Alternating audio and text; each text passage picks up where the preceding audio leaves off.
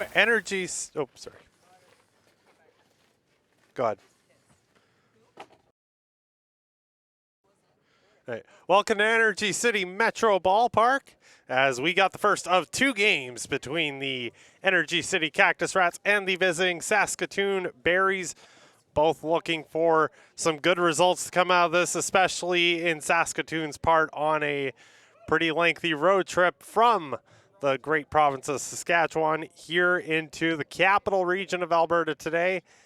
And the Cactus Rats, of course, just looking to get back and playing baseball after yesterday's game. Two games, doubleheader, got postponed due to weather as they are awaiting for the lineups to hit the field. There will also be the national anthem forthcoming momentarily. The starting pitchers for today's game. On the Berries side, we have Diego Quinonez, and for the Cactus Rats recent addition, Sonosuke Nakajima will be the starting pitcher as they've taken the field.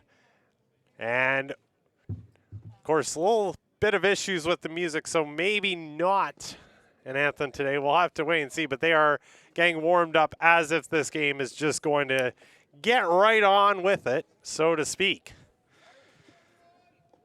Saskatoon and Energy City. We take a look at Nakajima, who, as we mentioned, just joined the team earlier this month. And so far on the season, Nakajima has mainly batted, actually. He has not really pitched much. And he has 12 plate appearances at bat, posting a .300 batting average, but they're going to turn to him for some pitching help with a lot of games scheduled. It's kind of a funky thing because they were scheduled to have 8 games in 9 days anyways at home at this time of the start of the season. But now, because of doubleheaders and everything, there's going to be a couple extra games played over this next week and change. So they need to give a couple of their arms some rest. That's why they'll turn to Nakajima. And for Saskatoon, as we mentioned, good standing position right now, and they're just hoping to keep that good vibe going as they look to make the playoffs here. Second place in the East Division, just a game and a half out of first are the Berries out in the East. Berries for the top 3 in their batting order will be Laird, Murdoch, and Panks, due up here in this inning. Brock Laird, starting at shortstop today, will be the first batter that Nakajima will face.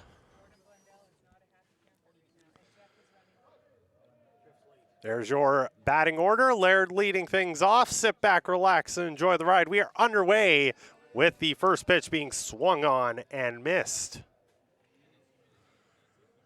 0-1 the count. Berries a record of 28-12. But Moose Jaw has just been on another level this season at 30-11. That's why there's the game and a half gap as that one bounced in the dirt for ball 1.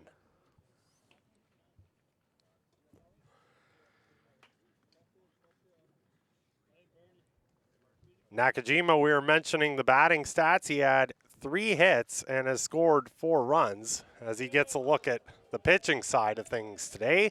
That one's in there for a strike. Count goes to 1-2. Good start here as he jumps ahead in the count. On the Berry shortstop, Laird. Nakajima set. Here's the pitch.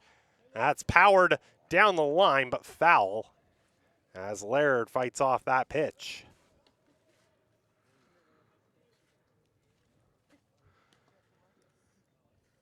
Nothing but strikes so far except for just one pitch from Nakajima, looking to keep that going, get the first out here. The 1-2 on the way, swung on and missed, and a K for Nakajima. As that's the first out of the inning. Down on strikes is Laird.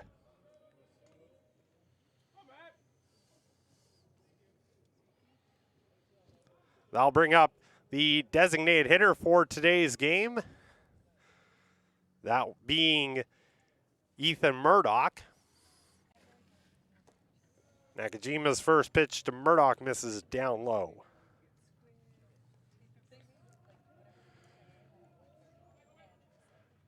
Good start for Nakajima as he looks to keep it up, finds the top of the zone there, and the count goes to 1-1. Murdoch leading the team in both average and OPS. As that pitch is in there for a strike, count goes to 1-2. 405 average and an OPS over 1.2 for Ethan Murdoch, who is down on strikes, back-to-back strikeouts for Nakajima. He's on fire to start this game. 2 swinging strikeouts, 2 outs in the inning, and that will bring up the starting catcher, Gavin Banks. Banks also an average right up around 400. He's got 397 and an OPS of 997. Took a big cut at that one and missed.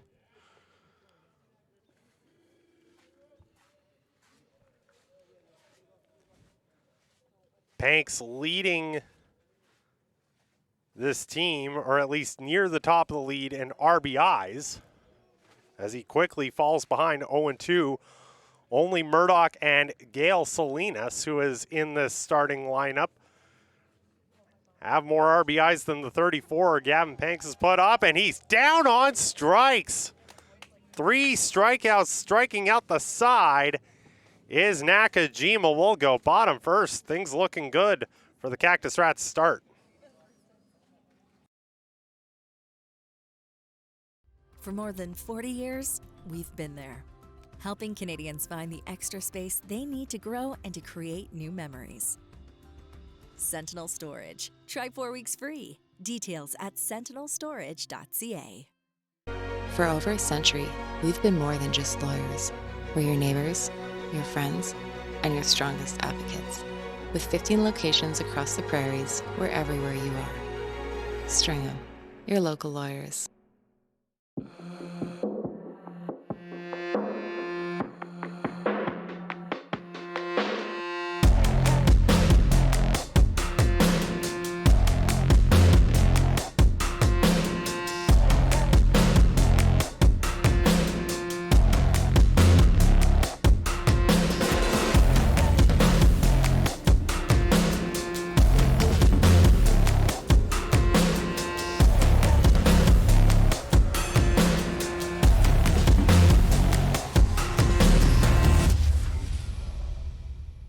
For more than 40 years, we've been there.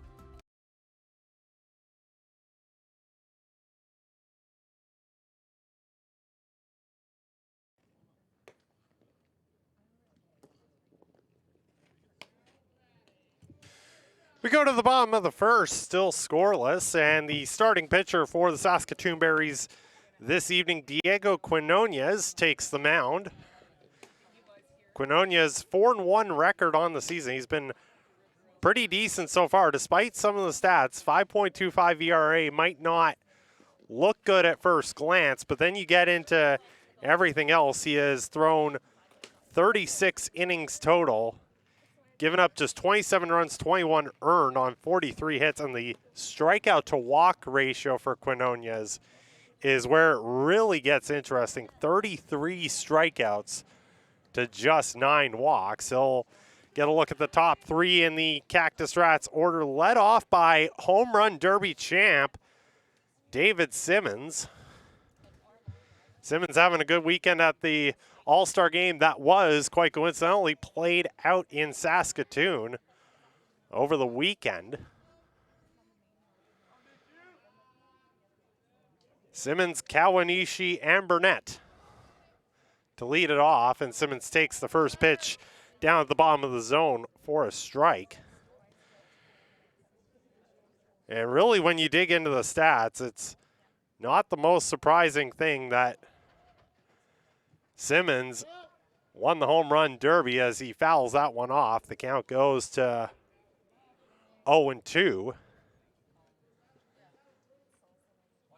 As we look at the batting stats here for David Simmons, I don't think he's actually hit any home runs at home specifically, but he's got a 277 average, 776 OPS, and several multi-base hits, including 2 home runs. Count is 1-2 on Simmons, 5 doubles included as part of his hit total on the season. As he powers this one out to right center field. That's going back at the wall. It's off the top of the wall. That's going to be extra bases for sure. And he's going to turn this into a triple at the very least. Coasts into third. David Simmons, fresh out of the home run derby, has 3 bases to start this game.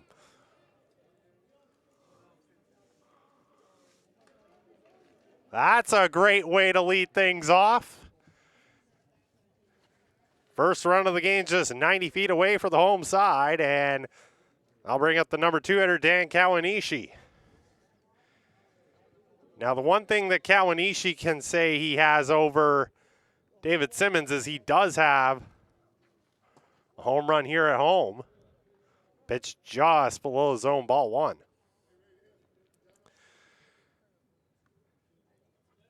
Kawanishi, 2 home runs and 5 RBI, 5 doubles, just like David Simmons. It's just off the plate. A good take by Kawanishi, 2-0.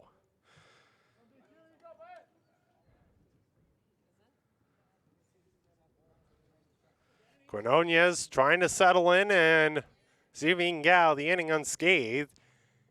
He deals 2-0, and that one will find the zone. Count goes to 2-1.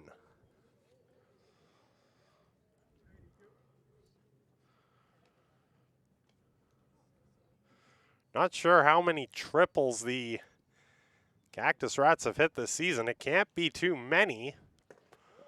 But we'll have to take a look as Kawanishi brings the count to 3-1 with a good take. By the looks of it, Carson Burnett and Steve Furman are the only other 2 to have triples. Furman has 2 and Carson Burnett has 1. So that's just the 4th triple all season by the Cactus Rats, first at home, and Kawanishi's going to be aboard on the base on balls.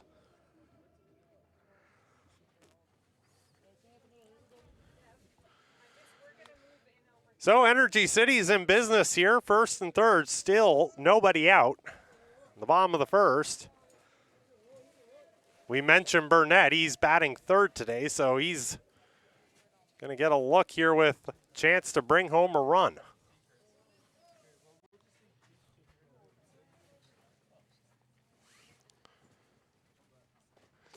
Quinonez deals, and that one will find the zone. Count starts off 0-1.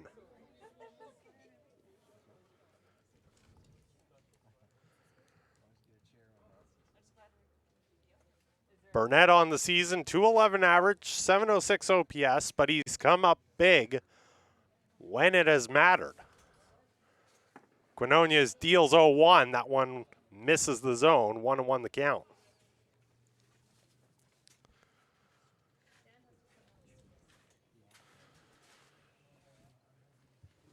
Most notably, Burnett also has a home run here. That came back on Canada Day. Tries to check his swing, the appeal to first, and the umpire rules he did not go around. 2-1 is the count.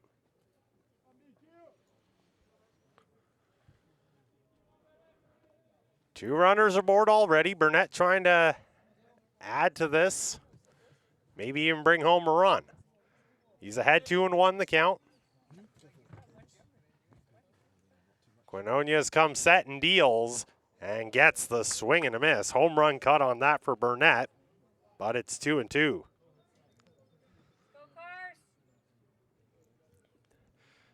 We also mentioned Steve Furman as the other one to get triples on the season. He is on deck right now.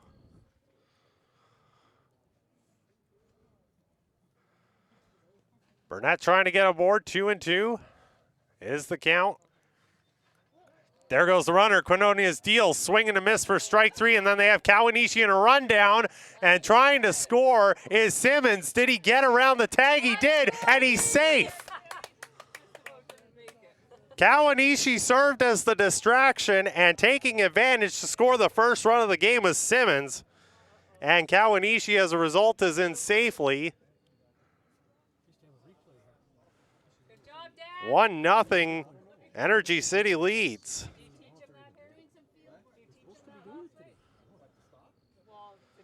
Burnett, meanwhile, down on strikes, so there's one out. Kawanishi goes to second on the play. And that'll bring up Steve Furman.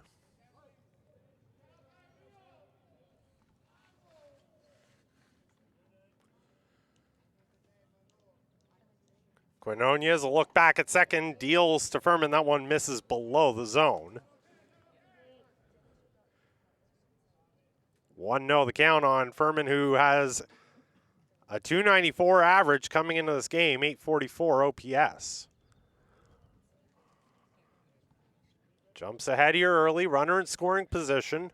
Furman would love to make it 2-0 in a hurry, and he does well to take that pitch. He's ahead 2-0 in the count.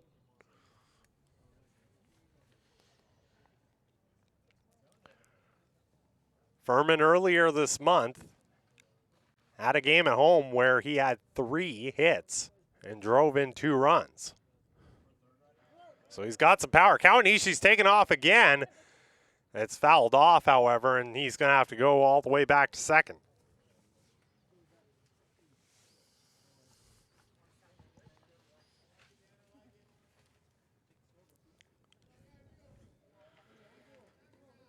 So 2-1 now, and right behind Furman, Luke Wilson on deck.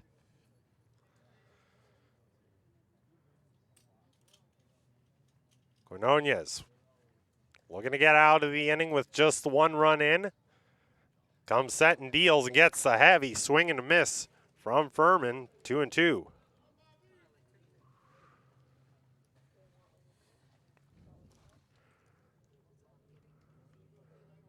Furman is prone to strikeouts. He actually is second in terms of batters striking out on the Cactus Rats. Only one with more is Carson Burnett.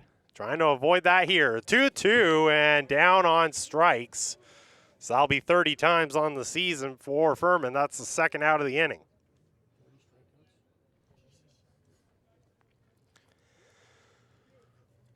I'll bring up the number 5 hitter, Luke Wilson. Wilson getting the start in left field this evening. Kawanishi remains at second, but now there's 2 away. Wilson will see if he can bring Kawanishi home here. Single may as well do it. First pitch on the way from Quinonez finds the zone. 0-1 the count.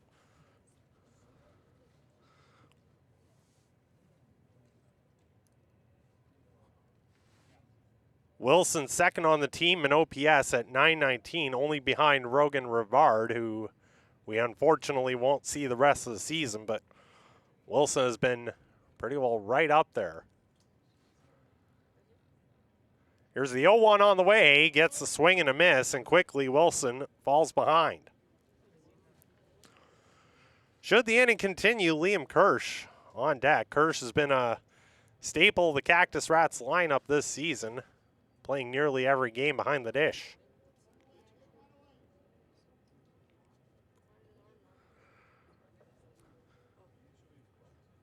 Quinonez with a pair of strikeouts, looking to make it 3 in a row. The 0-2, it's on the ground, out towards second base, and it's bobbled. And Kawanishi may score on this. He's coming around, and he tags home to make it a 2-0 game, as the second baseman, Gail Salinas, could not handle the bounce.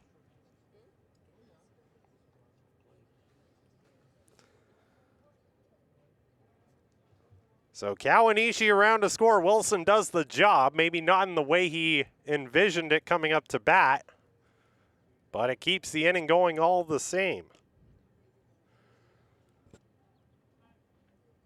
Liam Kirsch, 6th man to the plate in this inning. We'll get a look at Quinonez, and the first pitch is on the inside corner for a strike.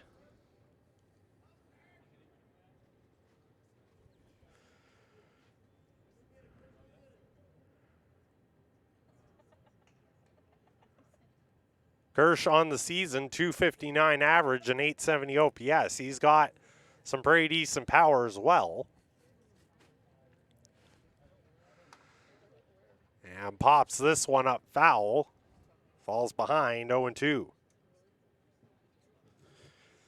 Caden Barron on deck should the inning continue. A little bit of a interesting spot to see him in the batting order, considering most of the season we've seen him lead off. So a little bit of a switch in that regard for tonight's game. 0-2 the count on Kirsch. Flies this one out towards right field. That's going to track in a foul. No, it's fair. Just fair by an inch, and it was not caught cleanly. Now the first base umpire has his arms up. I think because it went into the bullpen, it may be a ground rule double.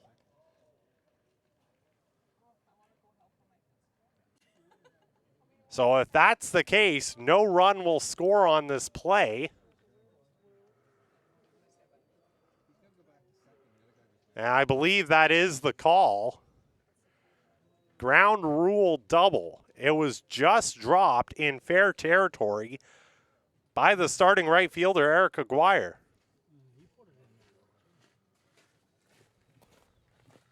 Meeting on the mound in the meantime as Quinones is having trouble finding the third out of the inning.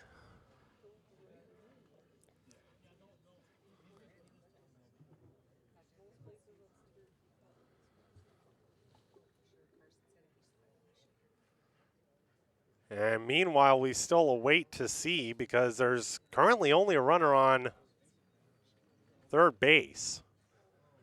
And now the umpires will converge to figure everything out.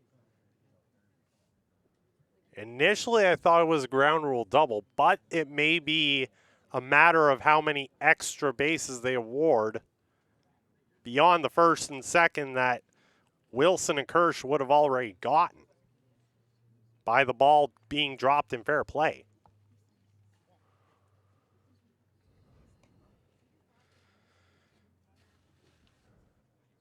Either way, I don't believe a run will score, so it will stay a 2-0 game. But a couple of errors here by the Saskatoon Berries have really helped the Cactus Rats get a good start going. They already had one run on their own. A second has scored in the process.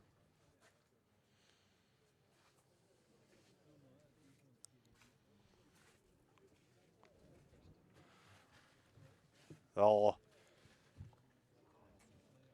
continue to talk things over, and I think they're trying to explain the situation to head coach Jordan Blundell. You need more water? They need more water. We can fill it up if you just want to tell us where to go. And now, following all the discussions, Blundell will relay the decision. Now they're saying that, yeah, the ball did get dropped and then rolled into the bullpen, and it's kind of a unique situation with the fencing up around the bullpen areas. Quinones getting some warm-up work in the process. Blundell thinking probably that it should have just been a live ball and should have been at least thrown back into the infield.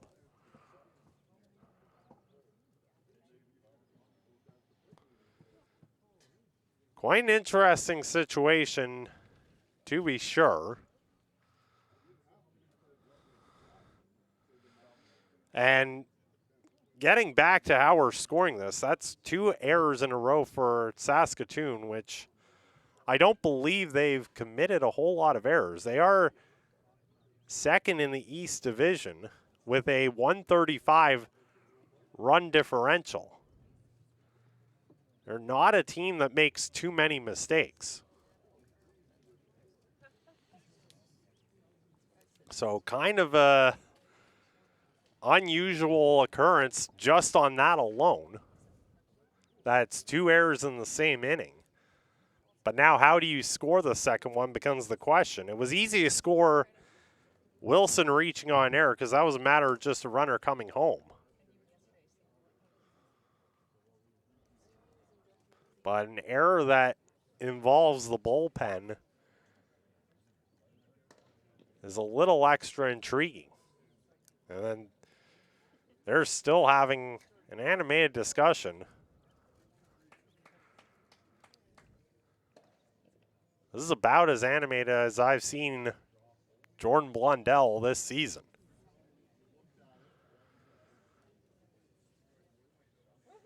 Depending on how you surveyed that play, it's really makes sense that he's trying to get as much as he can out of this.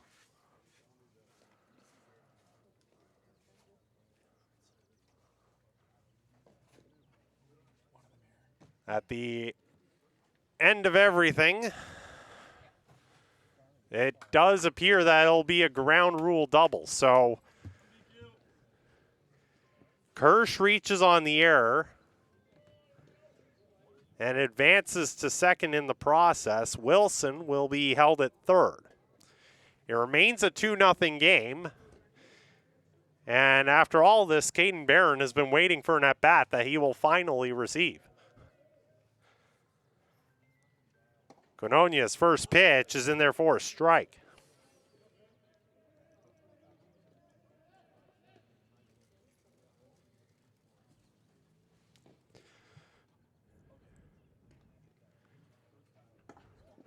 Pitch is in there and brings the count to 0-2. Barron on the season.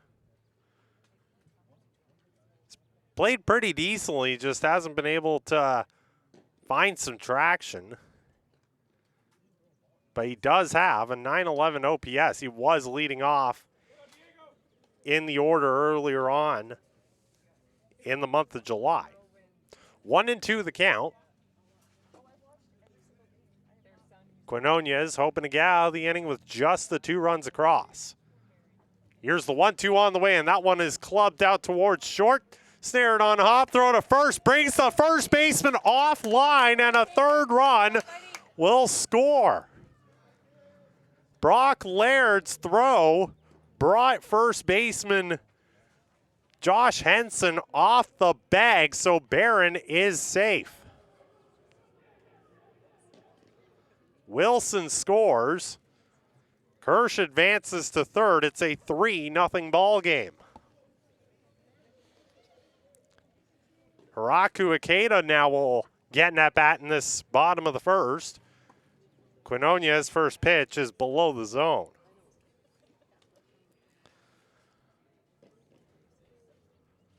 Not sure if they'll score that as an infield hit or an error, because that did look like it was going to be a tough play all along.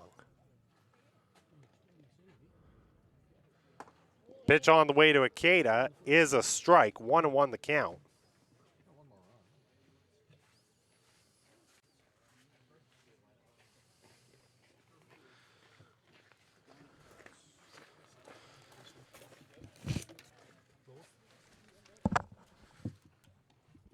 I only had a photo of the first one. Tammy would have that. This one is drilled out to left center field. That gets down for a base hit. 1 run scores, and that's going to score another one as chugging around third is Barron. Hiraku Ikeda, a 2-run double. It is 5-0 Cactus Rats.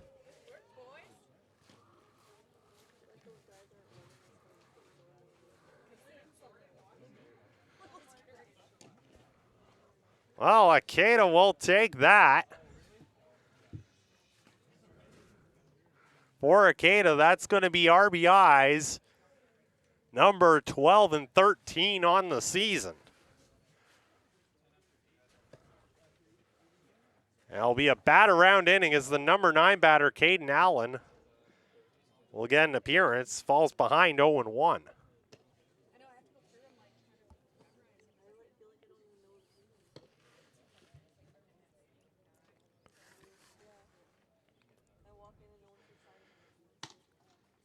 Quinonia's deals. Allen, a recent addition, by the way,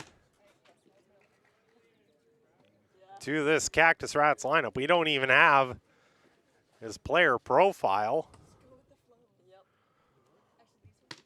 1-1 is the count as he looks to make an impression here in his first home game. Quinonia's deals, that one's below the zone. 2-1 the count. Simmons on deck. He started everything here in this inning with a triple out to the gap in right center.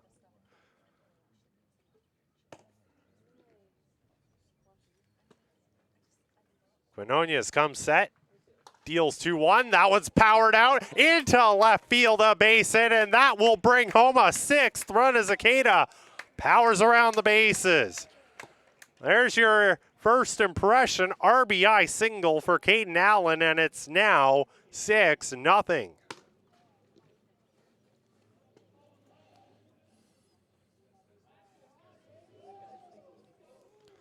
So back to the top of the order we go.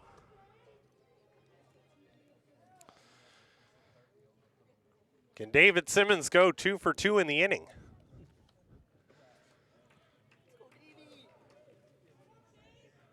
Triple already. Quinonia's just trying to put an end to the inning. Simmons looking to keep it going.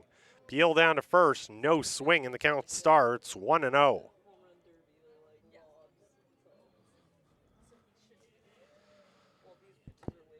Simmons, as we mentioned, just the 3rd Cactus Rats hitter this season with a triple.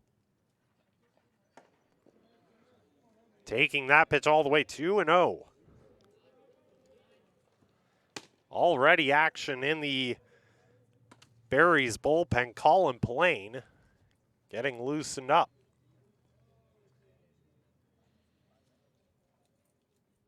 Two 2-0 count on Simmons. And he powers this one out to center field. This one's going to stay in the yard and be caught by Nathan Houston. But there is an excellent first inning all around for the Cactus Rats. They lead 6-0 as we go top of the second.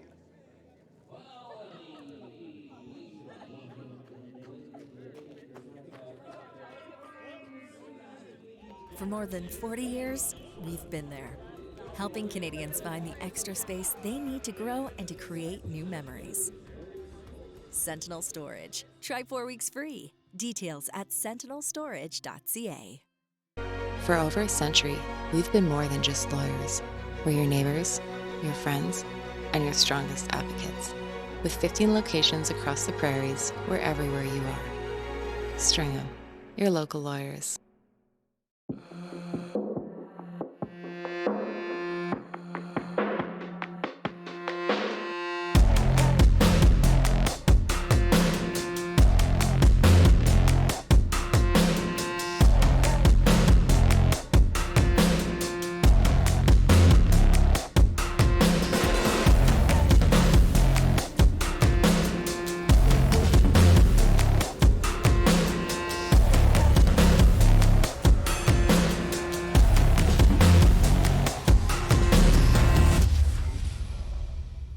Get ready for the sweetest baseball event in Canada. All the very best players from around the WCBL will be in the very best city for the 2026 All-Star Weekend. Don't be sour. Get your tickets to the summer's biggest baseball event now. Hey now, you're an all-star. Get your game on, go play. For more than 40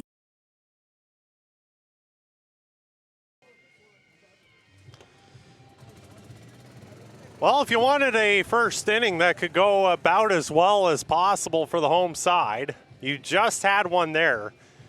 3 strikeouts for the starting pitcher Nakajima in the top half of the first, followed by 6 runs across in the bottom half of the inning. So Nakajima certainly has some run support here as we go to the top of the second. 4, 5, and 6 due up in the order for the Berries. Gail Salinas will lead things off.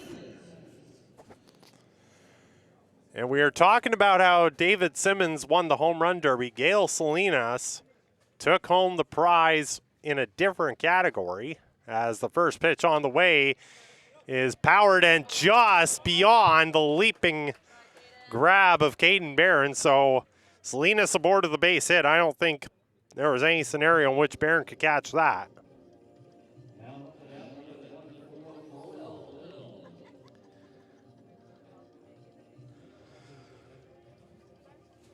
So I'll bring up Mason Rowell. Rowell getting the start at third base today. And we were mentioning Salinas. He won the best bunt competition, which they did have at the All-Star weekend. Of course, representing his home side. Here's a good double play opportunity. Second one on to first, and they turn it. They go Kawanishi to Barron, and then on to first base for Burnett, and there's two away.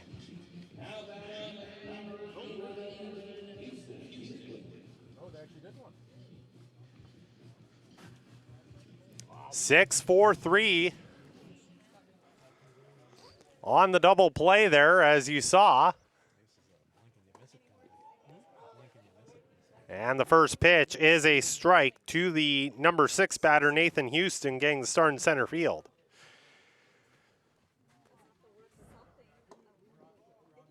One and one the count on Houston. And a best bunt competition is something I feel like the major leagues could implement at their All-Star game, given that there are some teams that don't really bunt much. We'll get more thoughts on that as that out is recorded by center fielder Stephen Furman. That's the minimum face through 2 innings for the Cactus Rats, who lead 6-0.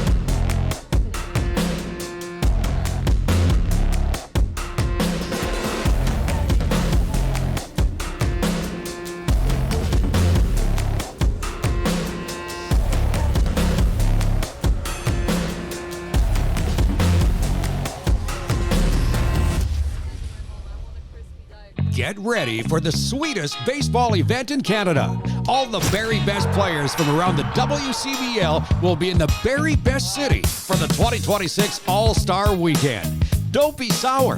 Get your tickets to the summer's biggest baseball event now. Hey now, you're an all-star. Get your game on, go play.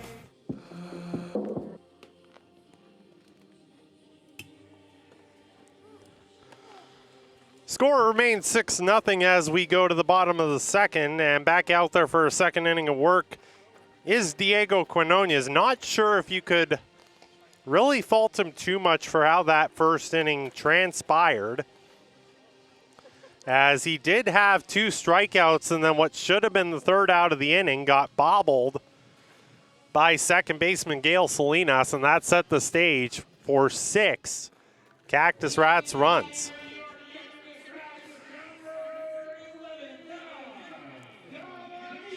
Dan Kawanishi walked his last time up. He was the second batter in that first inning and would come around to score.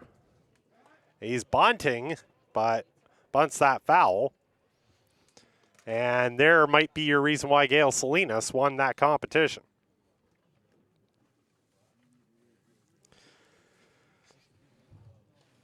That error in the first inning, though, just goes to show you how much momentum can change on a dime.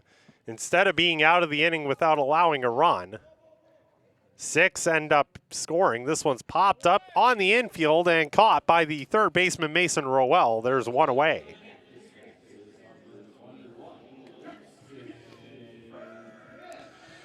Burnett was the first of those 2 strikeouts recorded in the first inning by Quinonez.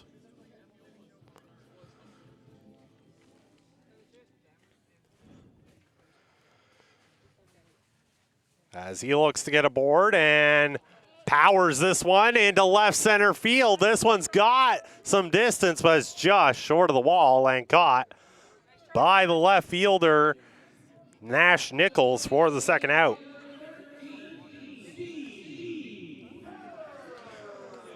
Three pitches, 2 outs. Better start to the inning for Quinonias. Steve Furman struck out his last time up. And he puts a charge into this one, but this one's going to stay in the yard. This time out to right field, and making the catch is Eric Aguirre. 3 up, 3 down, go the Cactus Rats in the bottom of the second. It's still 6-0.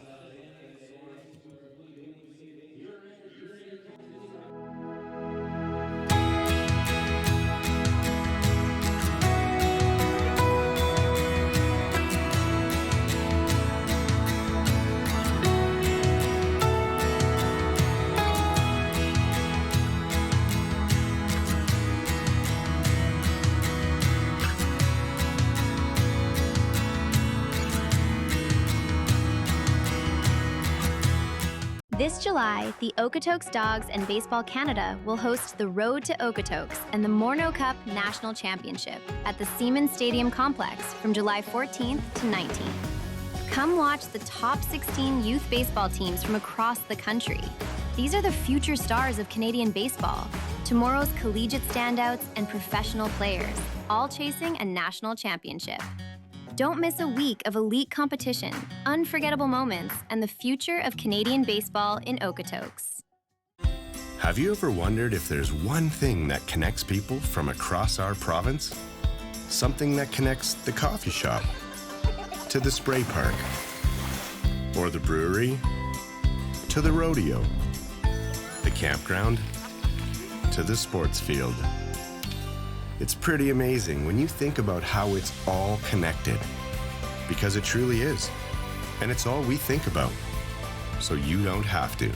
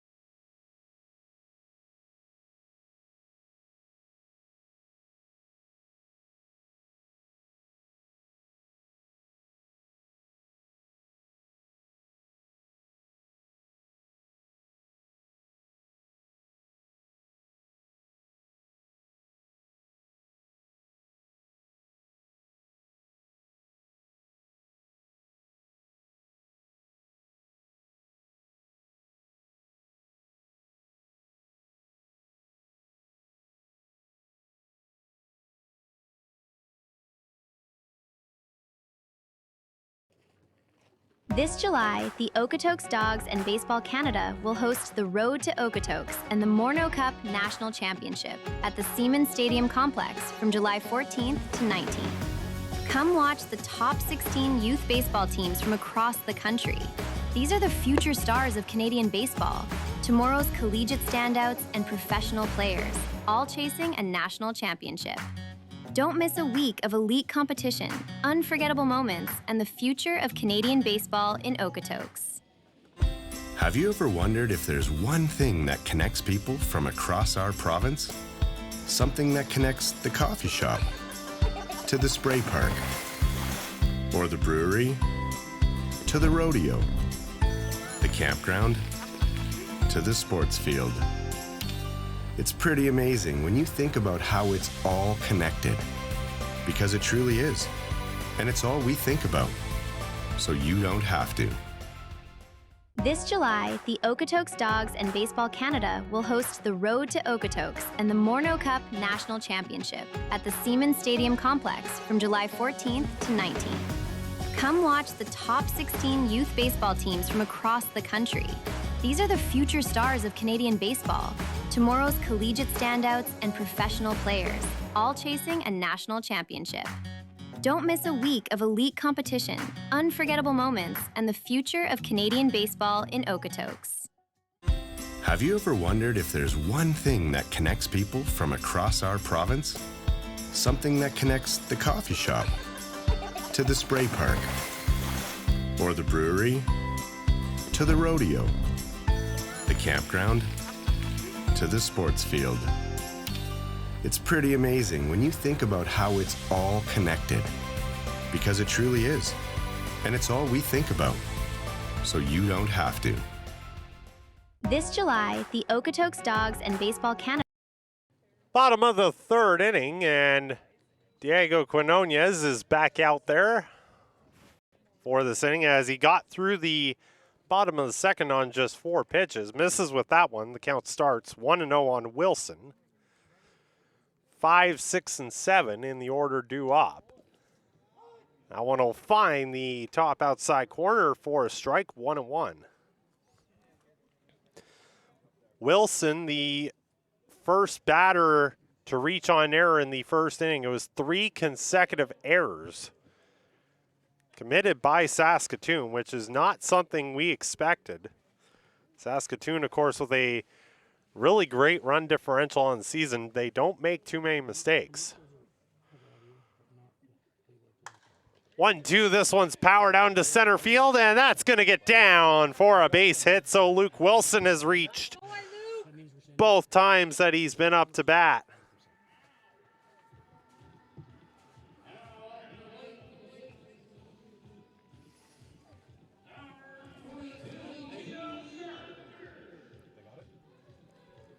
So Liam Kirsch comes up to bat with a runner aboard and nobody out here. Wilson, Kirsch, and Barron all reached on errors. It was E4, then E9, and E6. As the first pitch is fouled off. That E9 by Kirsch ended up effectively being a ground rule double, with him and Wilson going to second and third, respectively, on the play. Brought about the longest conversation with the umpire we've seen from head coach Jordan Blundell all season. As that one misses, 1-1 the count.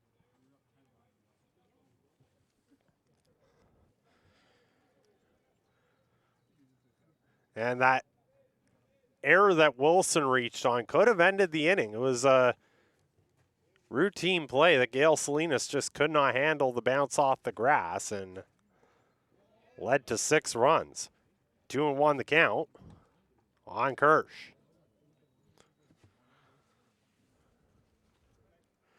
Kirsch and Barron, who is on deck, they would both come around to score on a 2-run double later in that first inning. Quinonez deals and cannot find the zone. Well, they wanted the call, but don't get it. 3-1.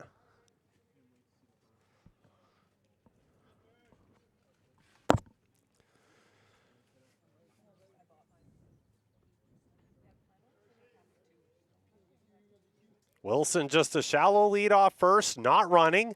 Pitch inside and catches the corner, and the count runs full.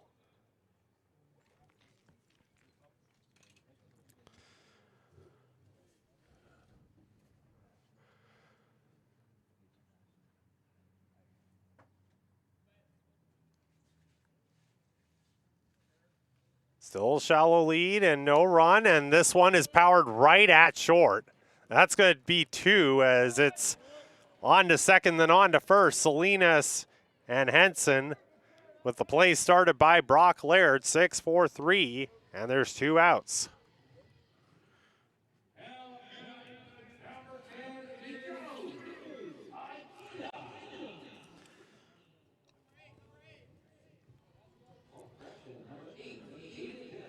So that's the first double play turned by the Berries this evening.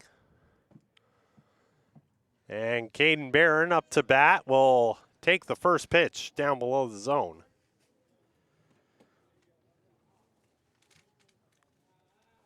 One thing I have to admire about that trip out to Saskatoon was the amount of Berries merch around the city. You can tell that they are heavily invested in this franchise out in Saskatoon.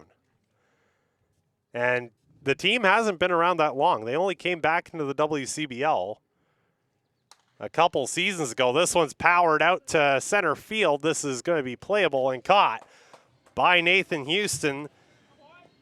That will be all for the Cactus Rats here in the bottom of the third. We'll go to the fourth. It remains 6-0.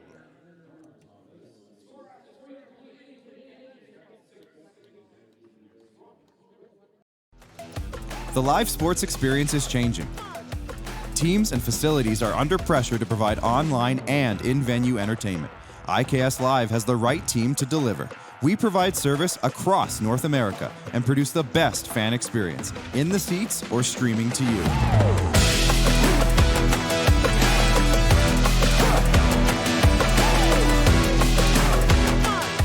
IKS Live continues to bring you the best seat in the house. Yo, Dustin, you going? Yes. Can I join you guys?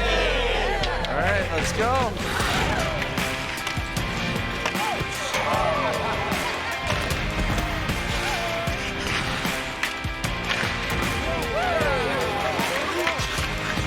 Whether it's on the ice or on our app, always play for the fun of the game. Gamble responsibly with Play Alberta. For more than 40 years, we've been there, helping Canadians find the extra space they need to grow and to create new memories. Sentinel Storage. Try 4 weeks free. Details at sentinelstorage.ca. For over a century, we've been more than just lawyers.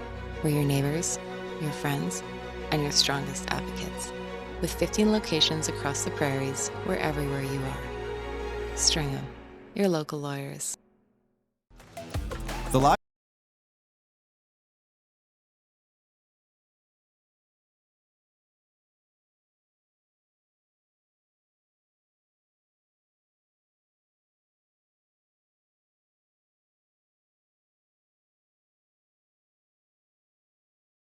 3, 4, and 5 due up in the order for the Berries. Gavin Panks will lead things off. He struck out, swinging to end the top of the first. Takes that pitch down low for ball one. Great start so far for Sonosuke Nakajima, who has only allowed 2 hits and a total of 3 base runners. As that pitch will find the zone. And the Cactus Rats are really looking for some good outings for their pitching staff, given how many games they have on this homestand here in such a short time frame. Gets a generous call there, 1-2. Nakajima ahead on Panks, who in that strikeout only saw 3 pitches. Nakajima deals this one on the ground, but right at first base, and that will be easily played by Carson Burnett for out number 1.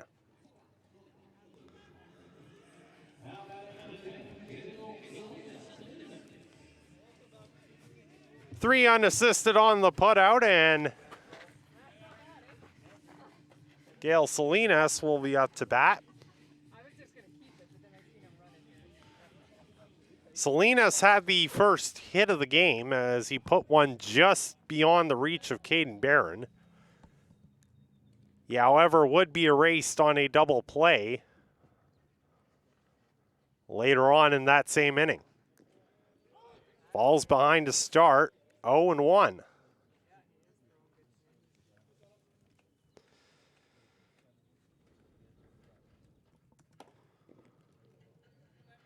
Count goes to 1-1, and I'm now curious. I have to look up stats for bunting. We mentioned earlier that Salinas won the best bunt competition at the All-Star festivities as he falls behind 1-2.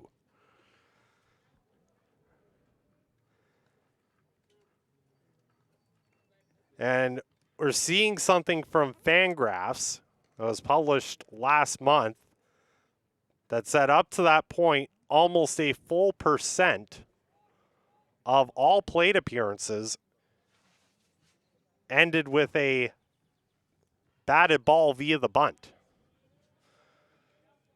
So this is becoming more prevalent in MLB, but there are still some teams that are a little hesitant to really put into use all that often. This one powered deep into left center field. That's going to be off the wall and get down. Furman will play this back into the infield right away, and Salinas is aboard with a double.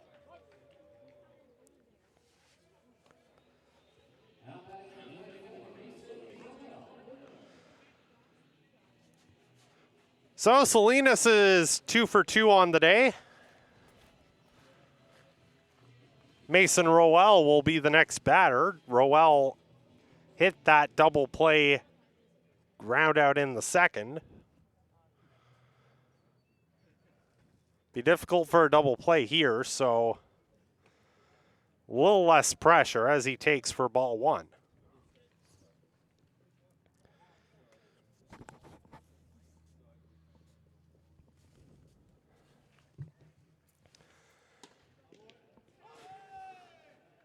And I'm also interested because I don't think there's many ways you can statistically analyze bunts outside of how many times it's attempted.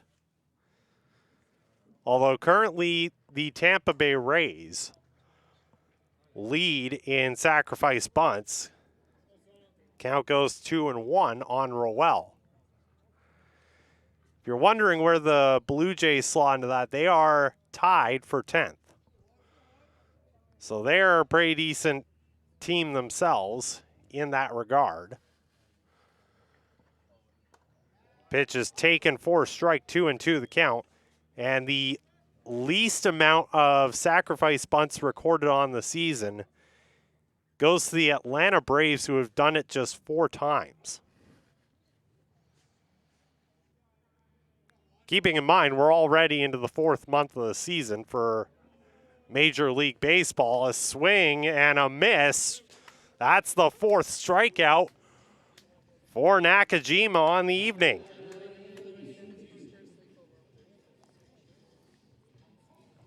Rowell went fishing for that and came up empty, so there's 2 away. And that'll bring up Nathan Houston, batting 6th in the order.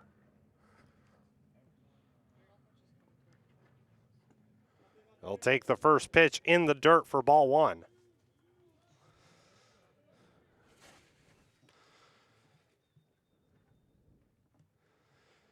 Does also list the amount of plate appearances by team. So I guess if you were looking for something different, you could do the average of sacrifice bunts per plate appearance, although that would take some calculations as that pitch is fouled off. 1-1.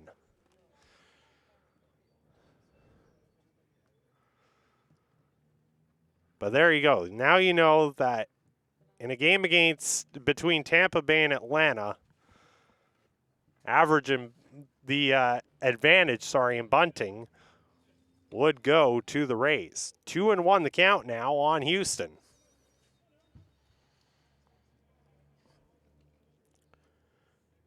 Should the inning continue, Josh Henson on deck.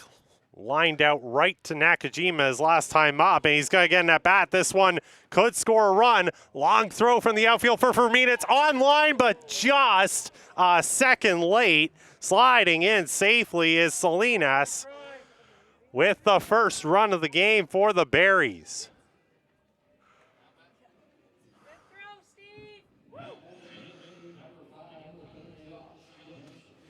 So RBI for Houston, and he advances to second in the process.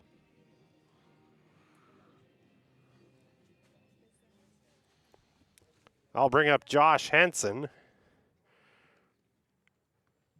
for Houston, RBI number 27 on the season. 0-1 the count on Henson to start things off.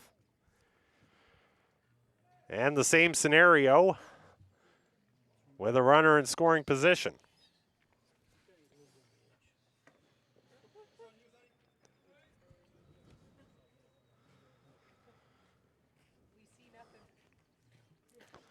One and one the count.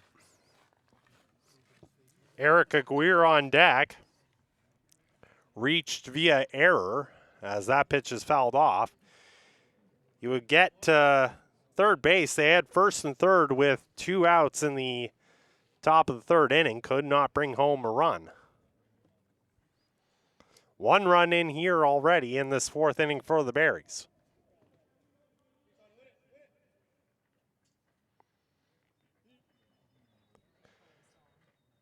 Nakajima set, deals. This one is powered out deep into center field. Fermin is back on the track. He makes the catch, and that'll be it for Saskatoon in the 4th inning. They do at least get on the board. It's a 6-1 score as we go to the bottom half.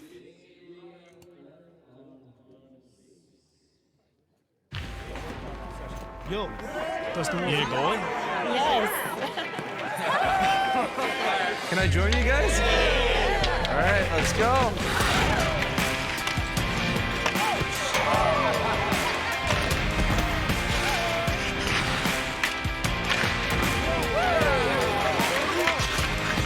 Whether it's on the ice or on our app, always play for the fun of the game. Gamble responsibly with Play Alberta.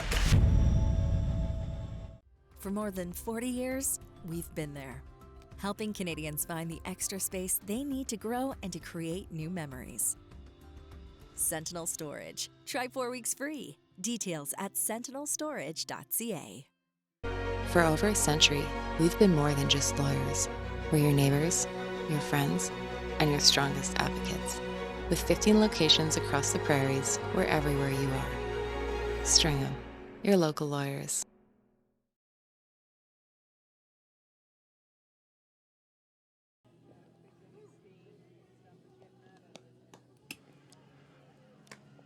Sun's coming out here at Energy City Metro Ballpark, and boy, have we missed the sun. If we haven't been getting rain, we've been getting hazy conditions the past couple days, so there hasn't been a whole lot of sun to speak of, and we're grateful to finally see it out here.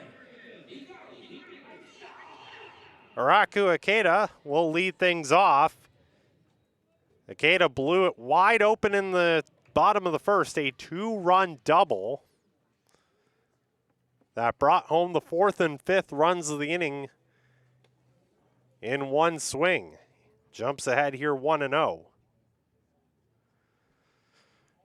Quinonez out there for a 4th inning of work. Hasn't given up too many hits on the game, just 5 total. This one into foul territory. Underneath that is Josh Henson. He'll make the catch, and that's the first out of the inning.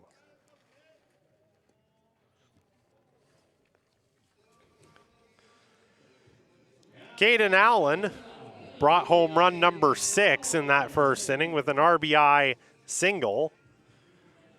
And this is his first home game, so great way to start things off. He'll look for another hit here in this plate appearance. Does he get it? Yes, he does. 2 for 2. How about that for Caden Allen? He's aboard with 1 out here in the 4th.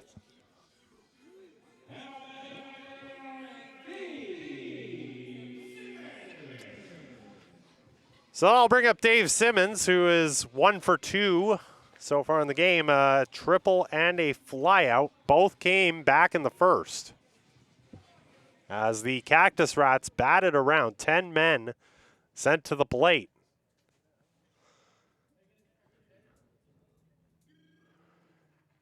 Quinonia's deals and finds the inside part of the zone. 0-1 the count.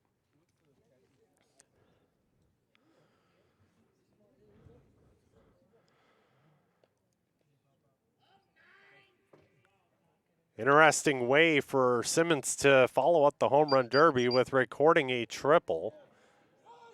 0-2 as they get the call there.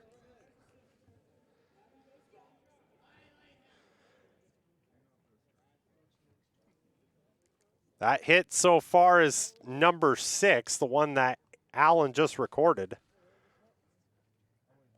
Outside of the runs that have scored, most of which have been unearned, Quinonia's hasn't been all that bad. He's had a decent game so far.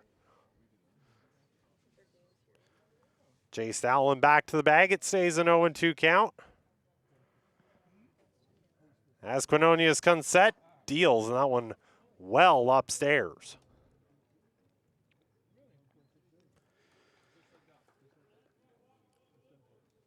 Dan Kawanishi is 0 for 1, but he walked in the first inning. And came around to score. He's on deck. 1-2 below the zone. Quinonia has jumped ahead 0-2. Hasn't been close with the past couple pitches.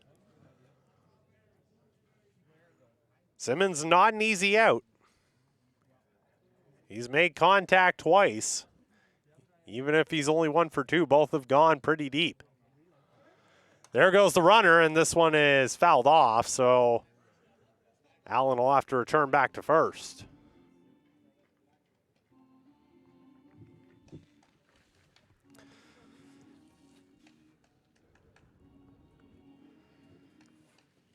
Of course, a lot of action here on this Tuesday night in the WCBL. Coming out of the All-Star break, all the teams getting back into the swing of things, so to speak.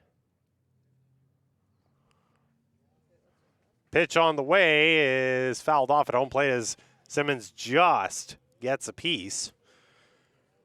Got Regina and Medicine Hat set to start right away here. And then the next little bit, Weyburn at Swift Current, Sylvan Lake against Fort McMurray, and then Brooks against Okotoks.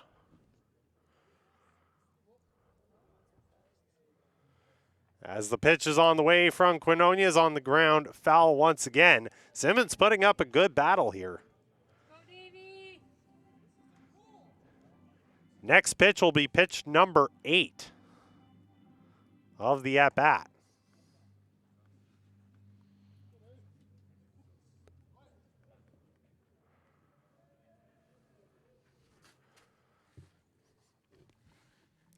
Remains a 2-2 count. Here's the pitch. And it's fought off once again. Simmons doing whatever he can to get on base here.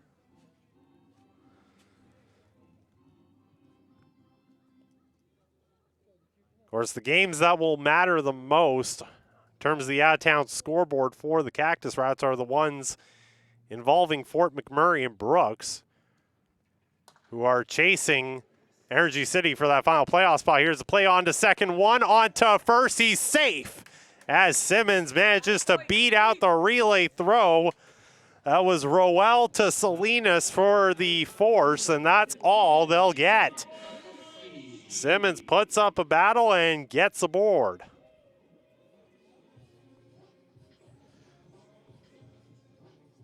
"5-4" on the putout.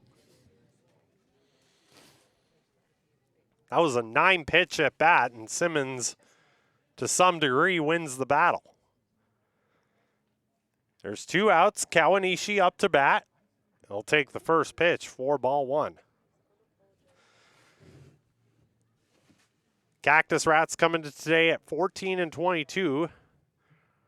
Brooks just 12 wins on the season, and Fort McMurray 11.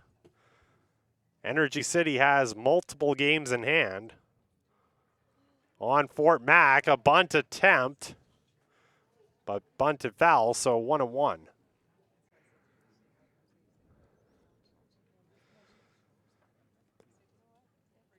Fort McMurray's played 42 games so far, just 36 for the Cactus Rats. So 6 games in hand on Fort Mac and 2 games in hand on Brooks.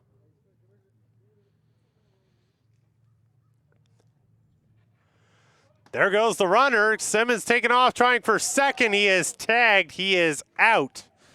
And that's how the bottom of the 4th will end. 4 complete.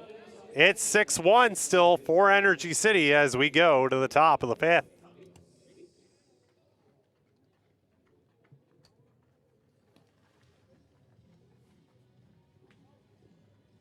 Hey baseball fans, make sure to stay up to date with your favorite teams across the league by subscribing to the WCBL YouTube channel right now. We have tons of free coverage for you over there, including daily highlights, full archive game broadcasts, daily game day previews, plus the WCBL report with myself and Joe McFarland every Wednesday.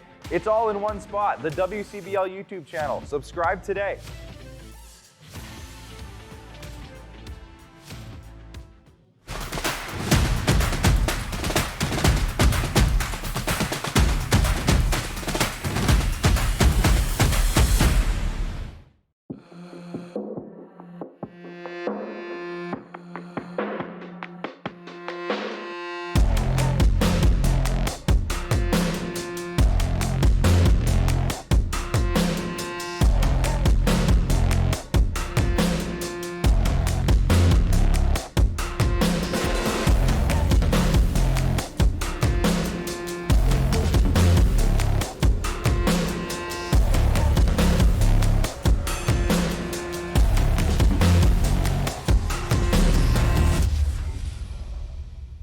Get ready for the sweetest baseball event in Canada. All the very best players from around the WCBL will be in the very best city for the 2026 All-Star Weekend. Don't be sour. Get your tickets to the summer's biggest baseball event now. Hey now, you're an all-star. Get your game on, go play. Top of the 5th inning will be started off with a strike to the number 8 batter, Eric Aguirre. Aguirre reached on an error his last time up. Ball in the dirt, 1-1.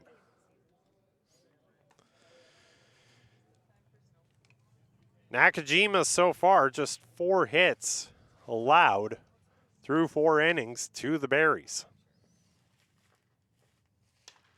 That one powered foul right in front of our viewing area, 1-2.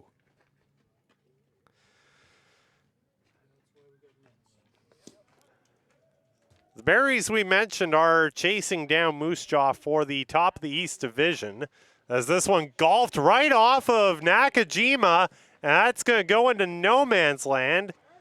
Aguirre is aboard.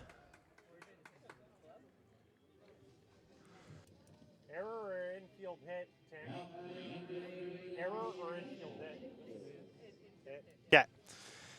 So Aguirre has reached base both times, this time on infield base hit.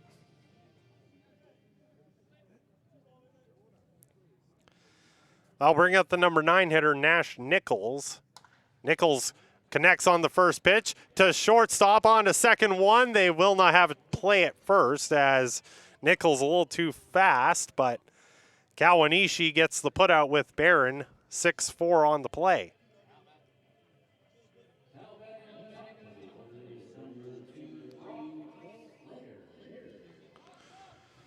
Top of the order, Brock Laird had a base hit his last time up.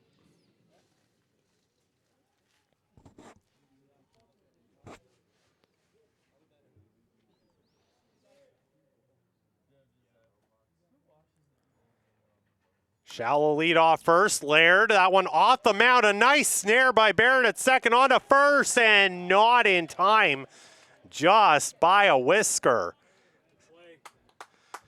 But that was a tricky one. That caromed off the pitcher's mound.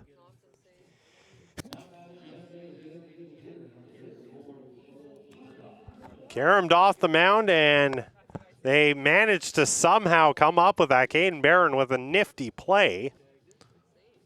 So 4 unassisted fielder's choice. That's back-to-back fielder's choices. Oh, he's not out. I could have sworn he touched the bags.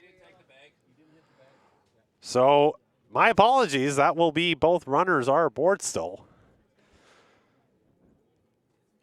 And Murdoch up to bat will jump ahead in the count 1-0.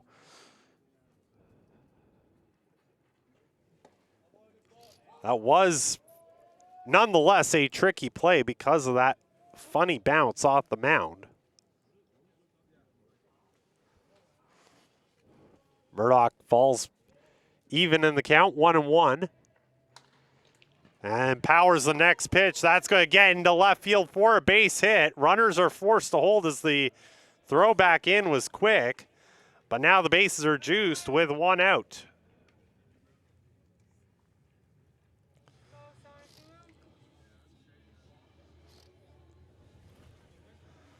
And so, with the bases loaded, that will bring up Gavin Panks, who is 0 for 2 so far.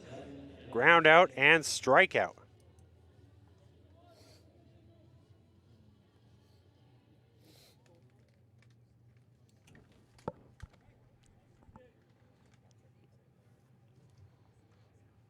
Nakajima trying to get out of the jam, bounces one in the dirt in front of home plate. Fortunately, because it stays right in that area, nobody can advance.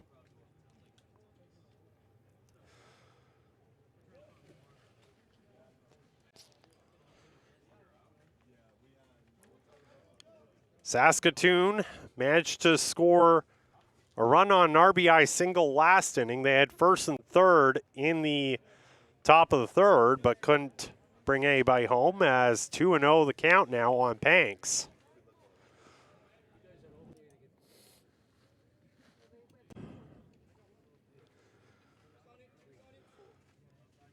So an infield hit, a fielder's choice, an outfield hit, as well as whatever the play was that Laird reached on. 3-0 is the count.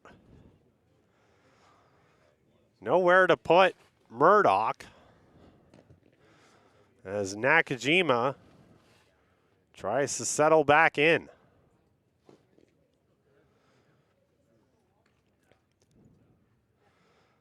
Pitch on the way, that one will be over for a strike. We're mentioning Saskatoon chasing down the East Division lead. Moose Jaw does not appear to be active tonight, so a win for Saskatoon leaves them just a game out of the division lead. This one's popped up. Shallow left field. Making the catch is Barron, and that will force everybody to hold up as it's not deep enough. So it's now 2 down, and the base is still loaded.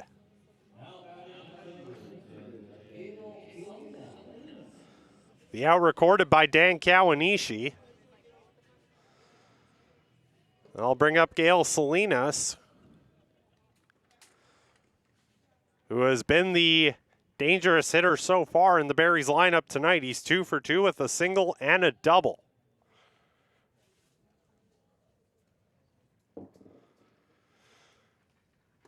Pitch on the way for Nakajima is over for a strike. And the only reason Saskatoon isn't leading the East Division is because Moose Jaw has just been on a crazy tear, winning 12 in a row as of this game. Pitch thrown on to first. Did they get the out? No, they do not, as back in safely is Murdoch.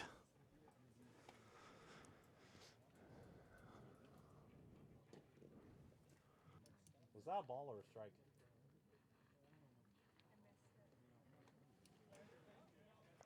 Believe the count is 1-1. As everybody stays at their bases, Nakajima set, deals. This one's clubbed out in the center field, and Gail Salinas is 3 for 3. Throw into home plate is offline, and the Berries played a pair with a single.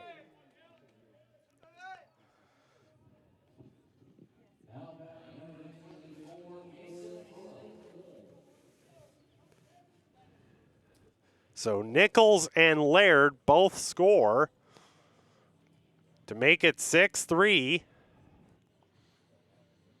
And that'll necessitate a mound visit here as they try to get Nakajima through this fifth inning. They've got 2 outs, just need 1 more to complete it.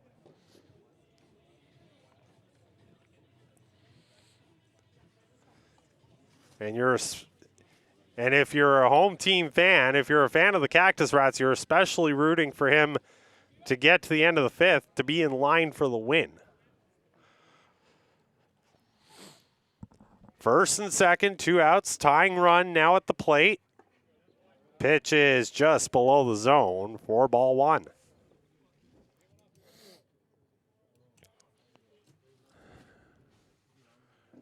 Mason Rowell, the batter.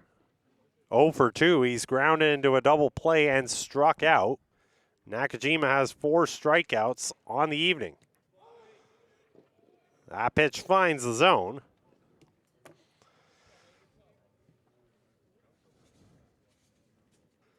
But just a crazy tear for Moose Jaw, though, to win 12 in a row. They're at 30-11.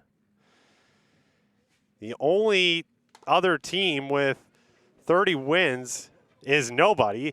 That one is off the wall. Fermin couldn't play it correctly. That's going to score 2. 2-run double for Rowell. It's now 6-5.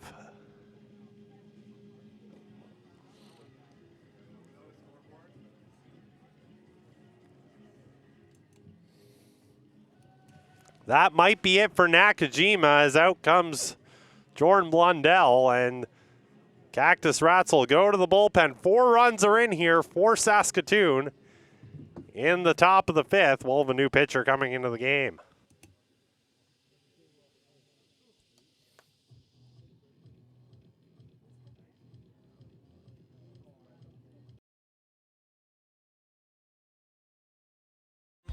Have you ever wondered if there's one thing that connects people from across our province?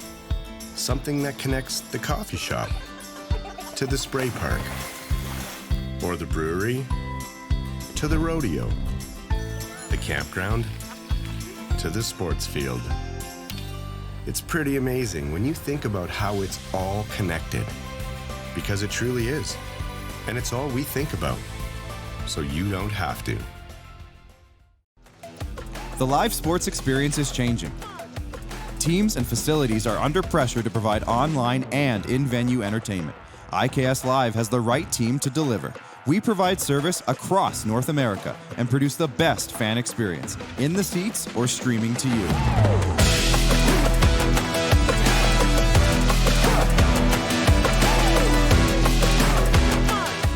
IKS Live continues to bring you the best seat in the house.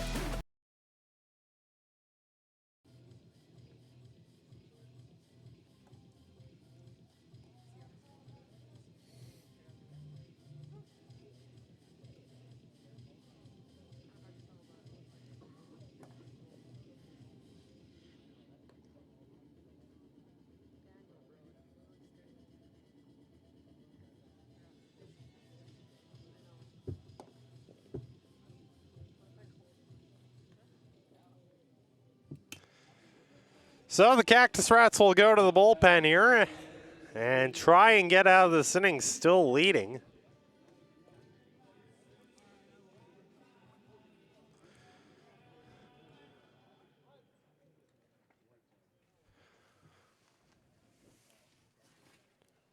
Rowell with the 2-run double is at second. And the first pitch is taken for ball 1 by Nathan Houston. Houston, the 8th batter to the plate for Saskatoon here in this 5th inning. 2-0 the count as he jumps ahead.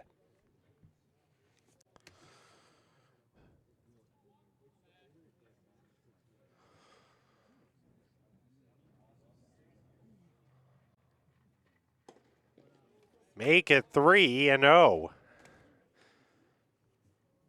Cactus Rats going to the bullpen has not done any favors so far. All 3 of the first pitches have missed. And Houston will walk on 4 pitches. So it's now first and second with 2 outs.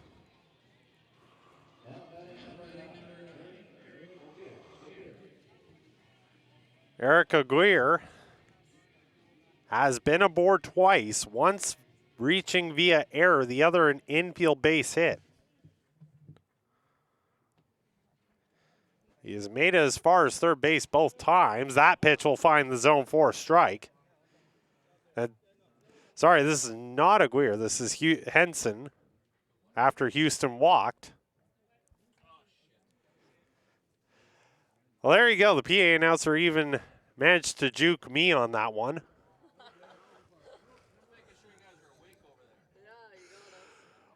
1-1 the count now on Henson. Henson is 0 for 2. He is lined out and flown out.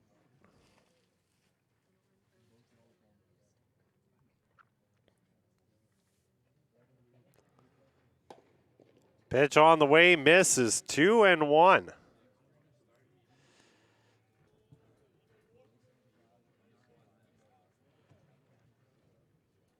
Four runs in already for Saskatoon as they look to try and even things up here. First and second, 2 outs. Pitch on the way is outside for a ball. Runner takes off and gets to third, that being Roel. And it's a 3-1 count now.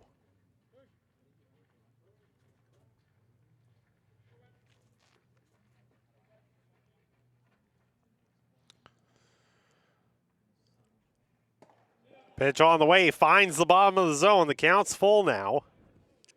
On Henson, Aguirre on deck. As we did mention, has reached twice. Barry's trying to get it to his spot in the order. Here's the 3-2. Outside ball, 4 bases juiced once again.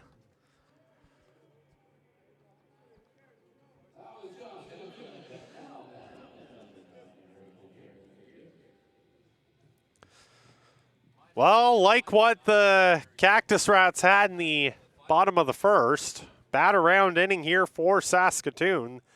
10th batter to the plate. Aguirre led things off with the infield base hit.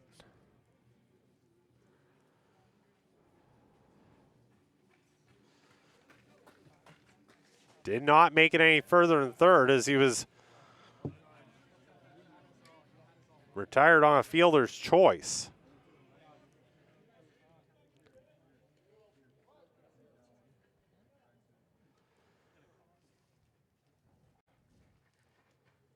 Pitch on the way, that one will find the zone.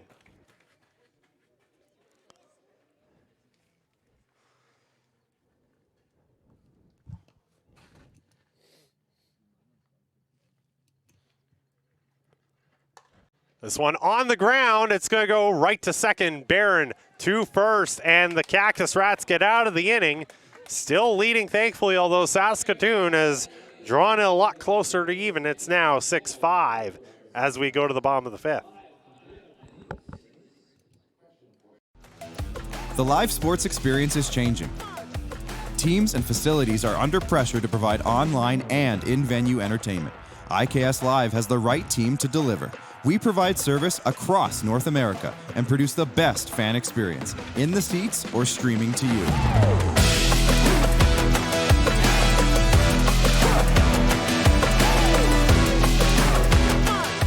IKS Live continues to bring you the best seat in the house.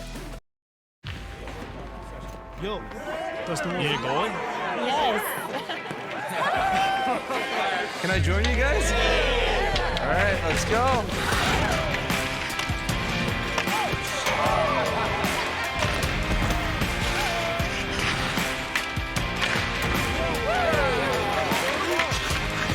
Whether it's on the ice or on our app, Always playing for the fun of the game. Gamble responsibly with Play Alberta.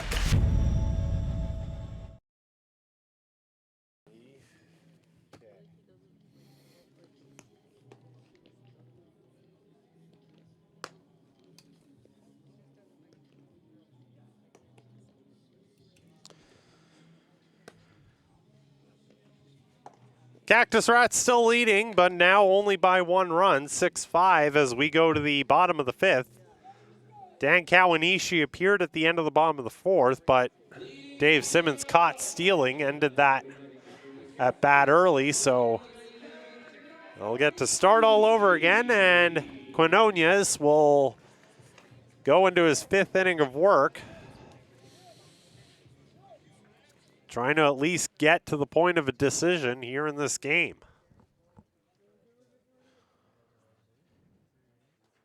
And the first pitch is going to hit Kawanishi.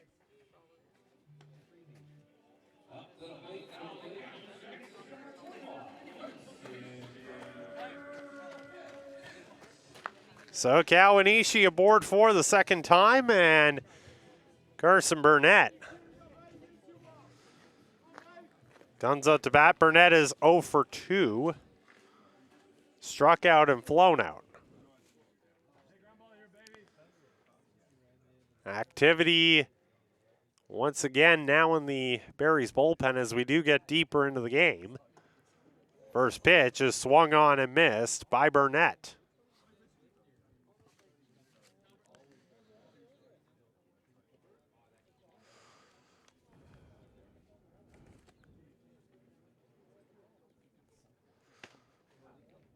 Shallow lead off first for Kawanishi. Quinones deals just below zone. A good take there, 1-1.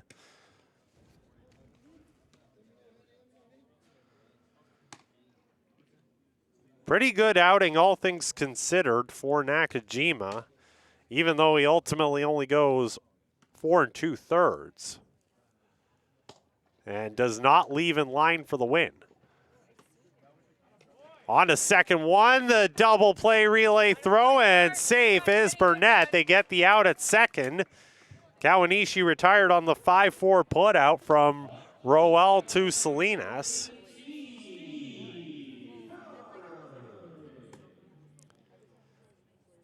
So Burnett's aboard with 1 out, and Steve Furman comes up to bat like Burnett. Strikeout and flyout to this point. But a chance to maybe give the Cactus Rats some insurance here now that they'll need it. First pitch is outside for ball 1.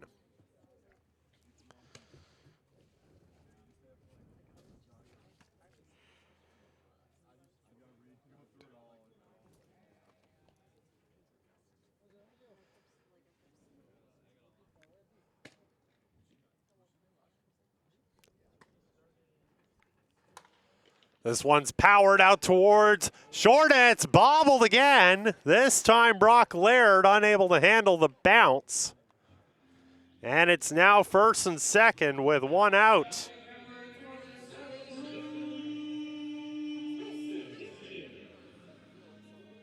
That is the 4th Barry's error in this game.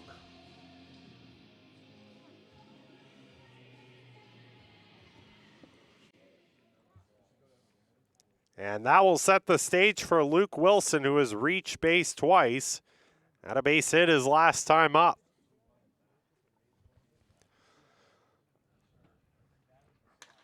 On the ground on the first pitch. That's going to get through for a base hit. Chugging around the bases is Burnett. He's going to score, and he's going to give the Cactus Rats one of those runs back. It's 7-5.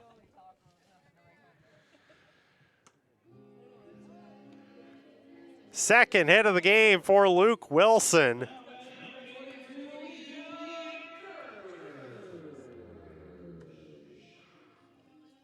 RBI number 14 on the season.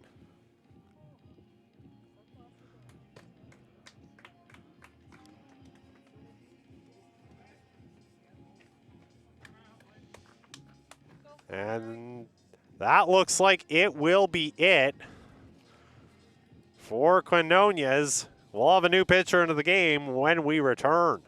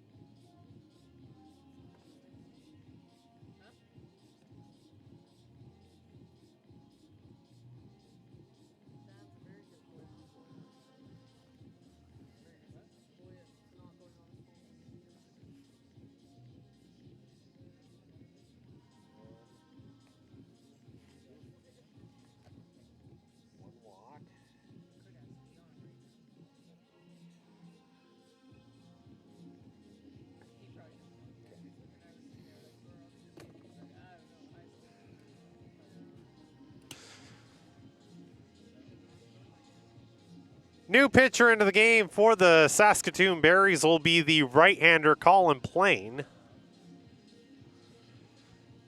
He'll take over with 2 aboard and just 1 out here in the bottom of the 5th. A run is already in, and he's just going to try and limit the damage. Plain has thrown 17 2/3 innings, a 1-1 record. He also has a save recorded on the season. Has allowed just 14 hits and 8 runs, only 4 earned runs throughout the entire season. And a strikeout to walk ratio of 16-3. So certainly the guy the Berries want here in this situation. First and third, 1 out, and Plain will deal the first pitch in there for a strike to the number 6 hitter, Liam Kirsch. Kirsch has reached on air and grounded into a double play. That one just misses, 1-1.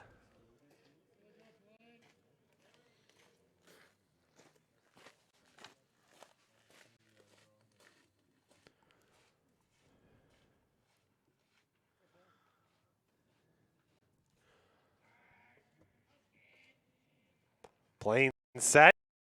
Deeds the ball in the zone, 1-2 the count. So both Nakajin and Quinonez go into the 5th inning but can't complete it. It's now a tale of the bullpens. Pitch is popped up foul as Kirsch stays alive.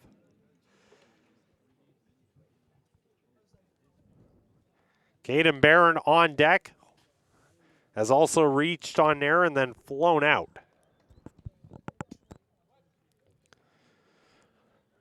7-5 lead. Cactus Rats looking to bring home another run. Meanwhile, Kirsch putting up a good battle to stay alive in his effort to do just that.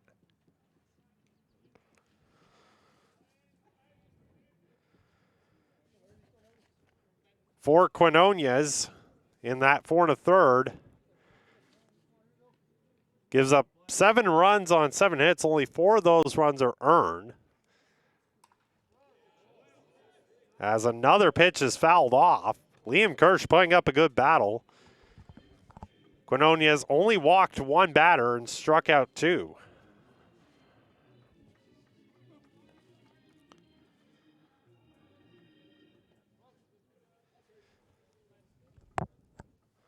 Plain trying to get what is proving to be a difficult out. Here's another 1-2. This one is golfed out into center field, but Camped right underneath that is Nathan Houston to make the catch. Might bring home a run. It will. Fermin tags and scores.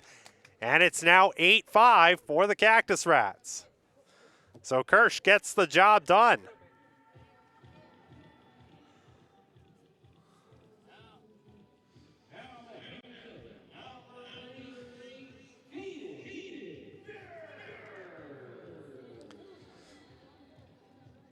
So runner aboard on first, 2 outs now. 2 runs in this inning. Caden Barron up to bat.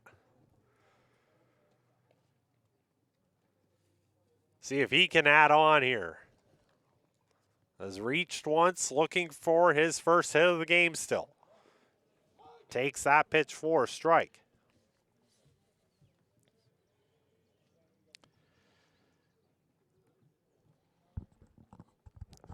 Other games in the WCBL now getting underway. Of course, this one was the early offering on the schedule. 5:35 first pitch. Count evens at 1-1. Got a couple of 2-0 scores. Regina leading over Medicine Hat and Swift Current on top of Weyburn. Top of the third for the Red Sox Mavericks game and top second in the Beavers 57s contest. Brooks and Okotoks, as well as Sylvan Lake Fort McMurray, also playing, but neither have any score to this point.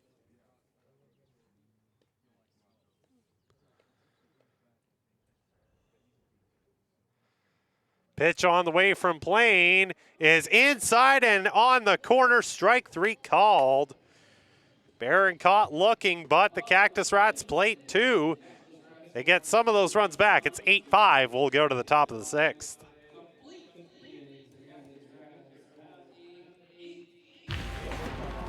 Yo, Dustin, you going? Yes. Can I join you guys? All right, let's go.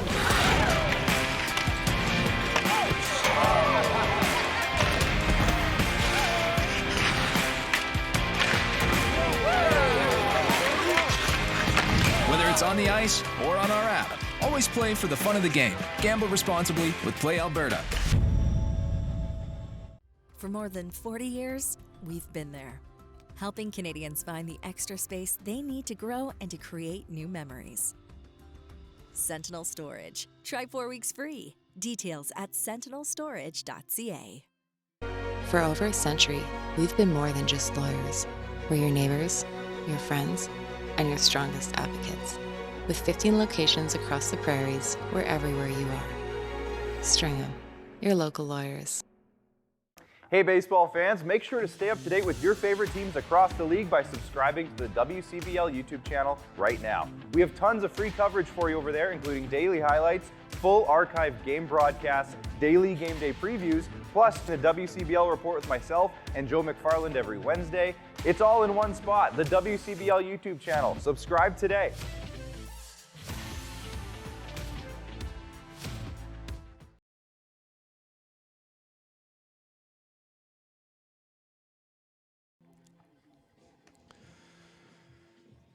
We go to the top of the 6th. We had some fireworks there in the 5th inning. 4 runs scored by Saskatoon, responded to by a pair of Cactus Rats runs. So the score now 8-5. We're still trying to figure out who the relief pitcher is on the mound for the Cactus Rats. He came in to get the final out of that top of the 5th inning. Starts by falling behind 1-0 on Nichols. Make it a 2-0 count. Nichols has popped out and grounded into a fielder's choice. 3-0.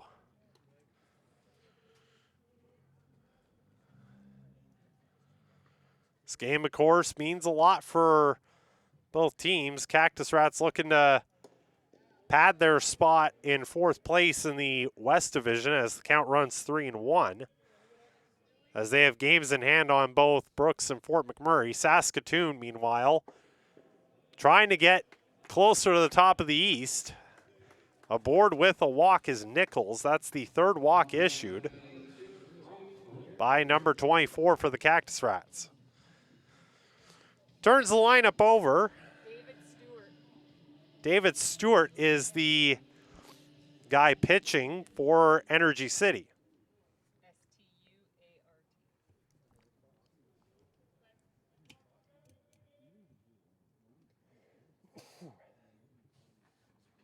Stewart's pitch is in there for a strike to Brock Laird. Jeff, David Stewart is our pitcher, 24.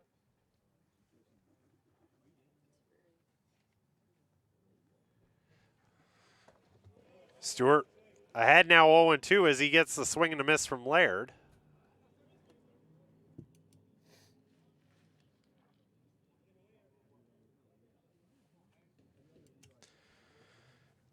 Quinonez, as we mentioned, gave up 7 runs on 7 hits. Nakajima for the Cactus Rats, meanwhile, same amount of hits, but only allows 5 runs, all them earned. The count is 1-2 on Laird.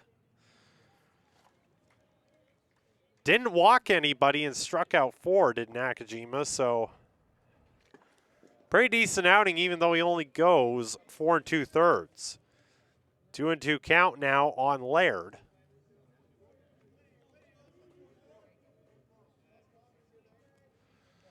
As he looks for the first out here at the top of the 6th. This one's popped up, might be playable. It's going to drift over the netting and out of play.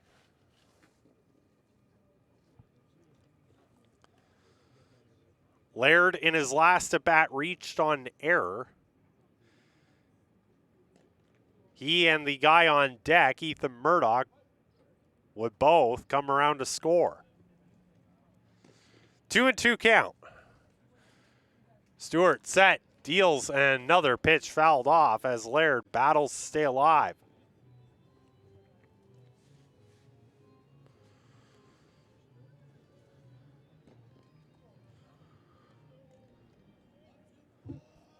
Stewart, of course, recent addition here to the Cactus Rats, trying to make a good first impression at home. 2-2 is skied foul once again down the left field line. Next pitch is going to be pitch number 8 of the at-bat.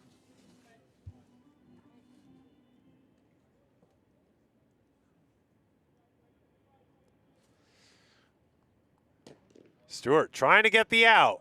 Just below the zone they wanted the call, don't get it, and the count runs full. Good take by Laird.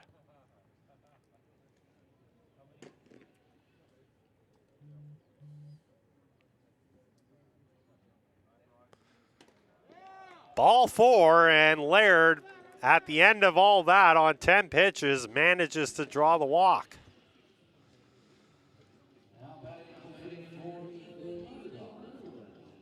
That is the 4th walk issued by Stewart. And activity once again in the Cactus Rats bullpen.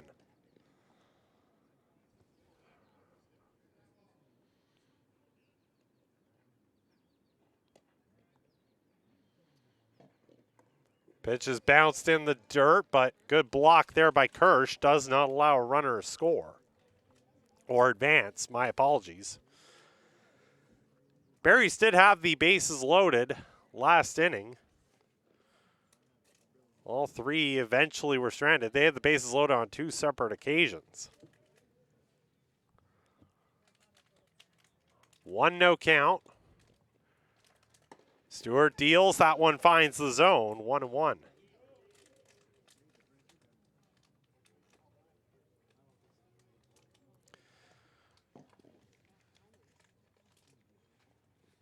Saskatoon only sent the minimum up in the first 2 innings. Since then, they've had a lot of batters. This one's a good throw, but just a smidge late. Into third with the steal is Nichols.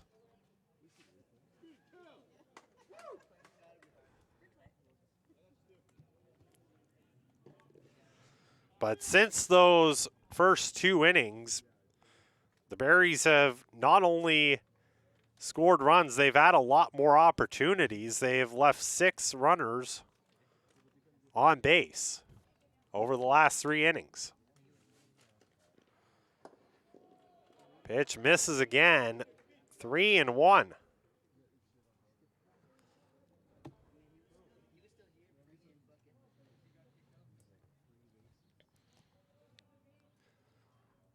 Stewart trying to get an out here. Pitch on the way is over for a strike, and the count runs full. Gavin Panks on deck is 0 for 3 with 3 different types of out. That pitch is just off the plate. Wanted the call, but they don't get it, and once again, the bases are juiced.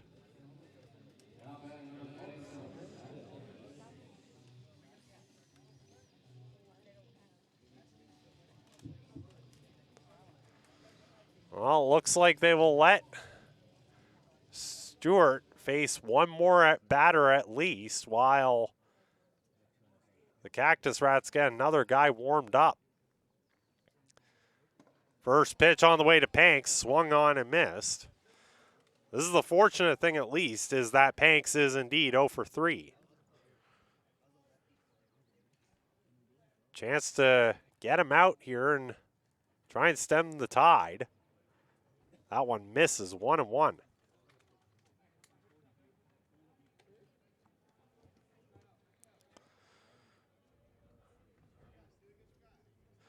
Nichols at third, Laird at second, Murdoch at first. All 3 have reached via base on balls in this inning. Swung on and missed, count goes to 1-2.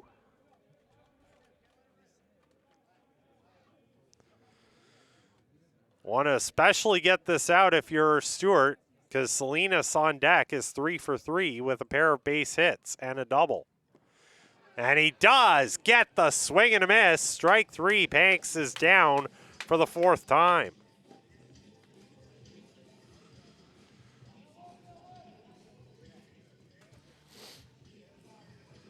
Well, double play ball could get the Cactus Rats out of the inning now, but tough batter to get out. Salinas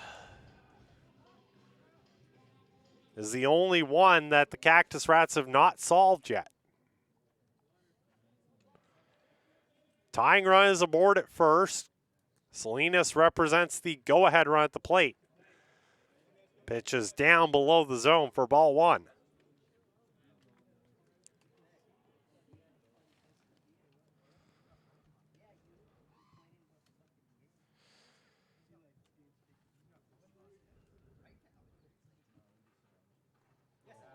Pitch on the way, and that hits him. That will walk in a run, and the bases remain loaded.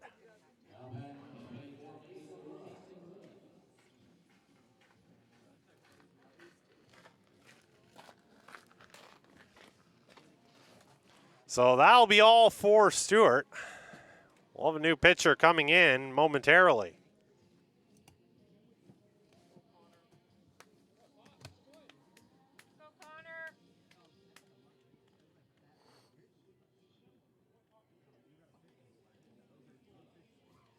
Okay, who's this new pitcher? Yo, that's the one. You going? Yes. Can I join you guys? All right, let's go.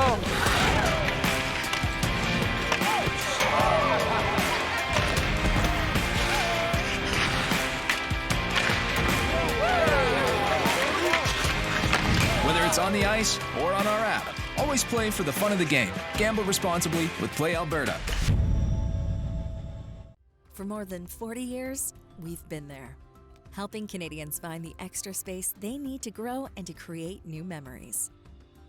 Sentinel Storage. Try 4 weeks free. Details at sentinelstorage.ca. For over a century, we've been more than just lawyers. We're your neighbors, your friends, and your strongest advocates. With 15 locations across the prairies, we're everywhere you are. Stringham, your local lawyers.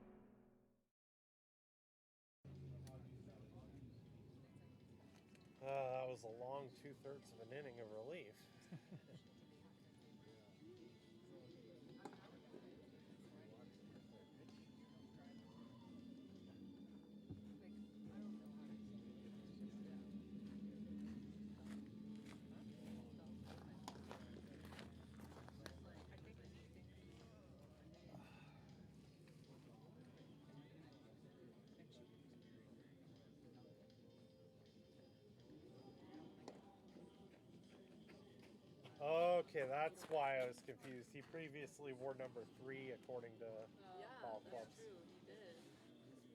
But then he got called back.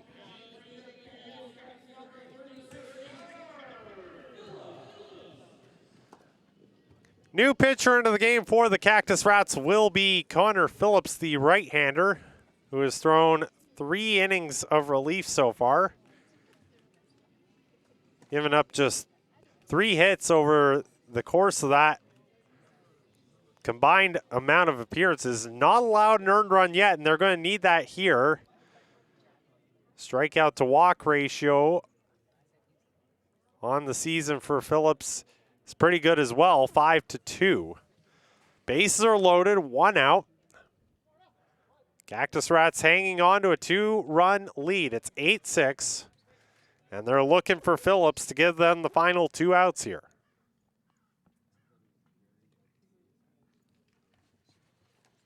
First pitch is in the dirt for ball 1.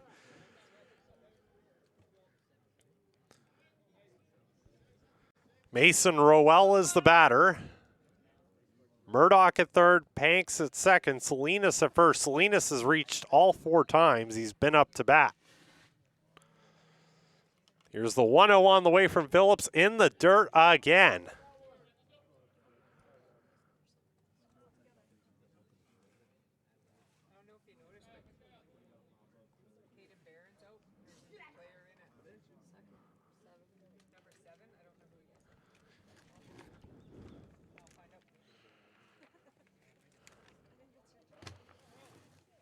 Two 2-0 count here, and has been pointed out to me, the Cactus Rats have a new player in at second base who we're still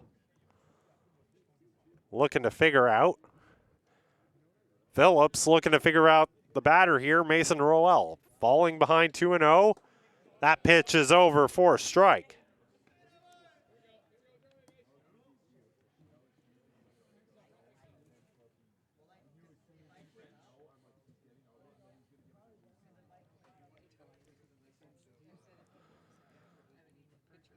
Double play ball would get the home team out of it here, and that's exactly what they're looking for, that or a strikeout. 2-1, swung on and missed. That evens things up. Rowell has already struck out once in this game. He is 1 for 3. Nathan Houston on deck is 1 for 2 plus a walk. So getting Rowell out here would be huge.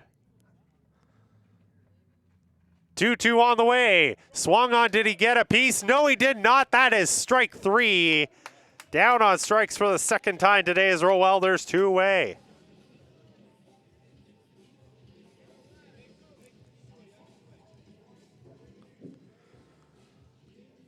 Just 1 more out gets them out of the jam with only 1 run across so far. Houston, the batter.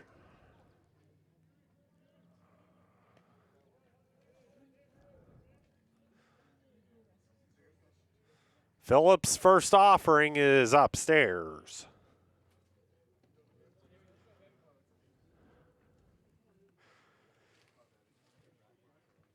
This is where I wish you had stats for batting with the bases loaded specifically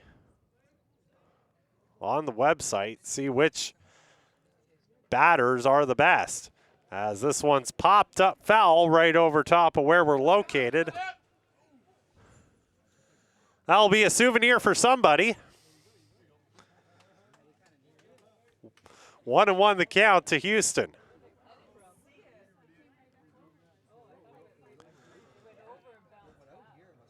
Almost became a souvenir for one of the Berries players themselves. Pitch is down below the zone, 2-1.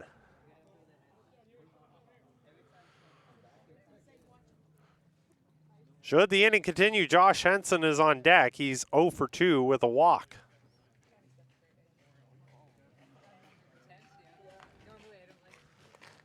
Two 2-1 pitch on the way. Misses ball 3, and there is nowhere to put Houston.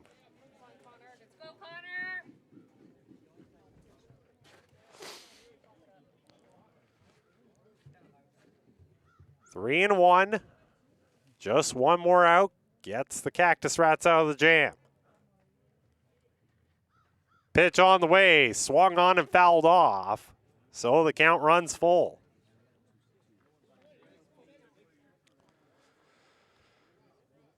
Feels like this may be the biggest pitch of the game here, even though we're only in the 6th inning. 3-2, bases loaded. 8-6, Cactus Rats lead. Phillips against Houston. Here's the pitch as the runners take off. Strike 3 call. Back-to-back Ks for Connor Phillips. He gets the Cactus Rats out of the jam. It's 8-6. We go bottom 6.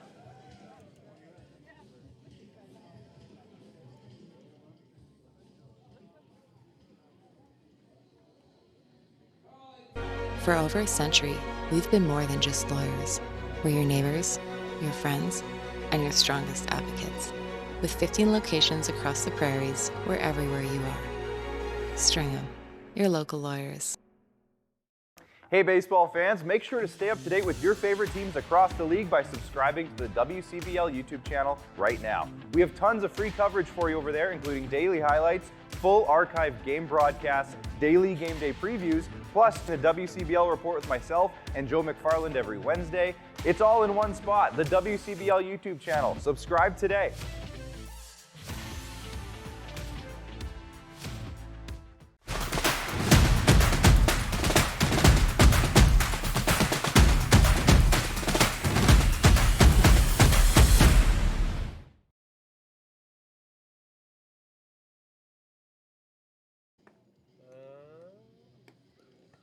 I'm going to guess still 49 out there. Yes.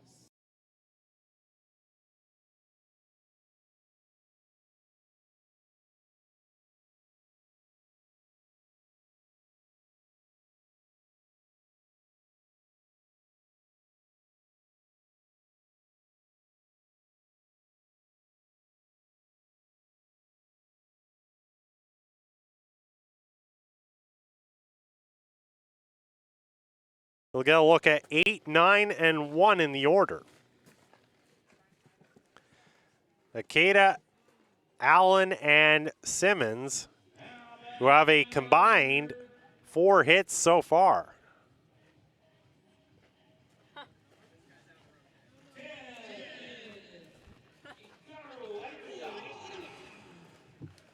Raku Akeda, his time reaching base was on a 2-run double back in the bottom of the first. 6 runs were plated by the Cactus Rats in that inning, and they have not relinquished the lead since.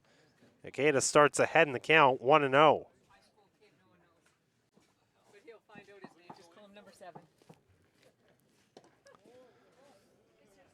Pitch misses, and Akeda jumps ahead 2-0. Weyburn has scored a run in their game against Swift Current, so that's now 2-1. As the count goes to 2-1 on Akeda.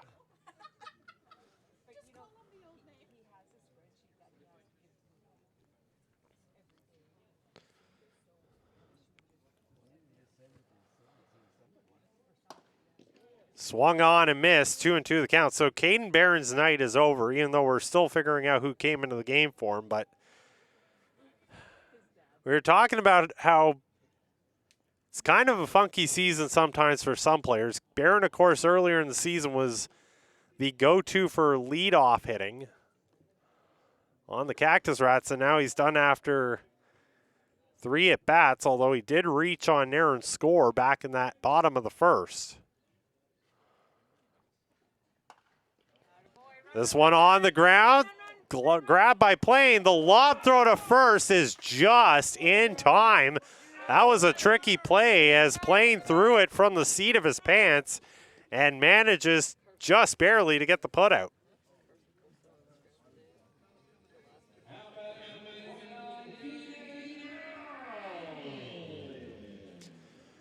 Well, Caden Allen has a good start here in his first home game. He's 2 for 2 with a pair of base hits and an RBI.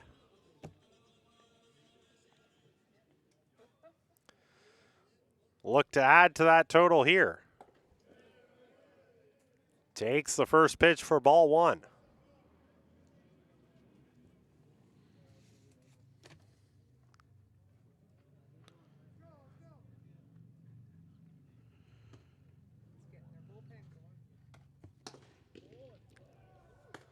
One and one now the count. So Stewart came on in relief. He only throws 2/3 of an inning, but he did fish the 5th off for the Cactus Rats. So as it currently stands, he's in line for the win. As Allen falls behind 1-2. Stewart only allowed 1 hit and did record a strikeout at the very least. So hoping that that's enough, I bet. As this one's skied into left center field. That's going back at the wall. It's off the wall. It's out of here. 3 for 3 is Caden Allen, and he powers one out of the park. That makes some noise, and it gives that run back for the Cactus Rats. It's 9-6.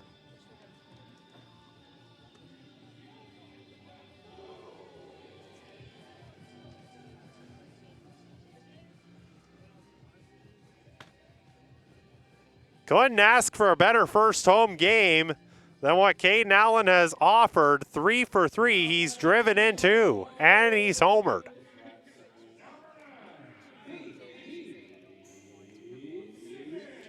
Top of the order, Dave Simmons has reached base twice, got fielder's choice and a triple.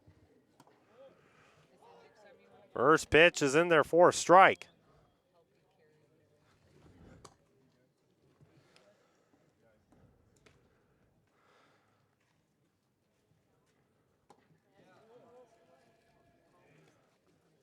Oh, and 2 the count. Plain had a really good stat line coming into this game, so to get a home run off of him,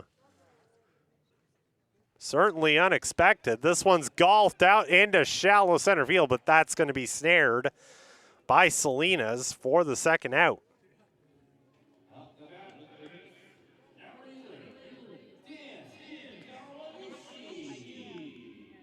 Dan Kawanishi officially is 0 for 1. He's reached base twice, hit by a pitch and a walk.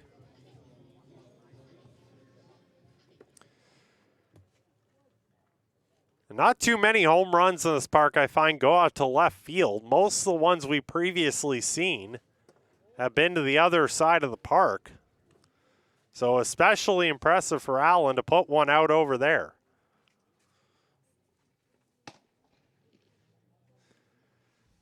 Kawanishi behind 0-1.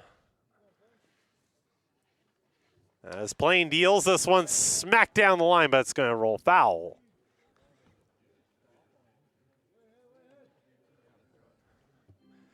Kawanishi behind 0-2. Carson Burnett on deck, reached with a fielder's choice. His last time up.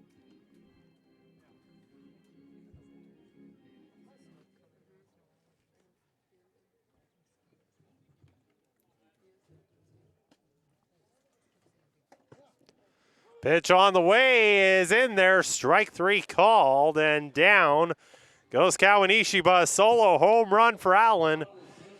Restores a 3-run edge for the Cactus Rats as we're through 6 here at Energy City Metro Ballpark.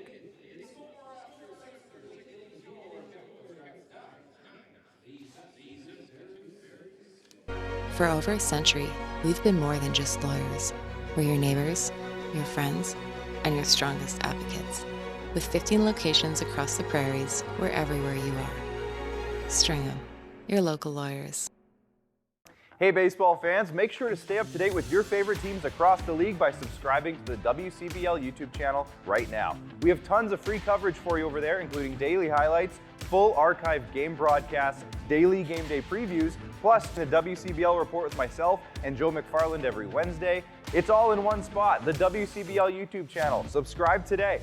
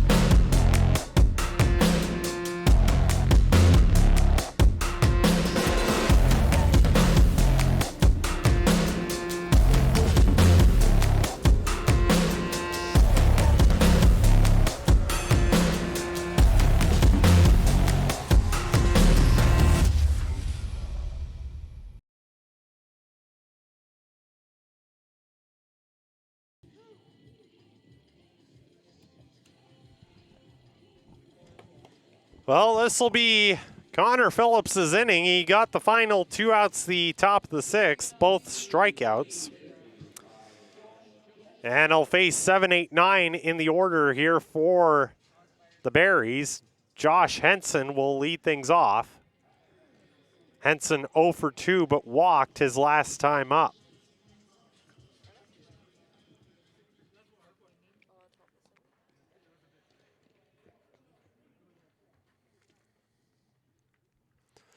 First pitch on the way from Phillips is clubbed out towards left field. That gets past for a base hit. Unable to get the snare on that was Akeda.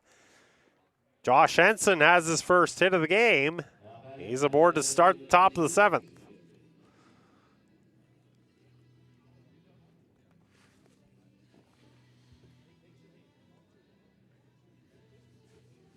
So here's the thing that the Berries have grappled with. They've loaded the bases a total of 3 times over the last 2 innings, but only cashed in a couple of runs as a result. They've stranded the bases loaded each of those last 2 innings. First pitch misses for ball 1 to Eric Aguirre.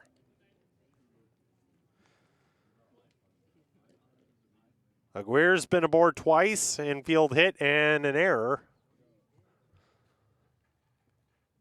And he powers this one out towards left field. Nuts getting down for a base hit. Forced to hold up at second as it went out to left field is Henson. But back-to-back singles have the Berries right back in business.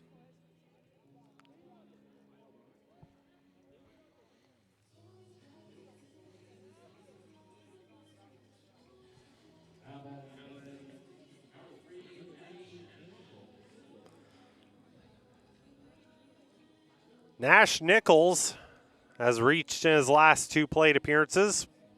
Walking a fielder's choice, he's also popped out.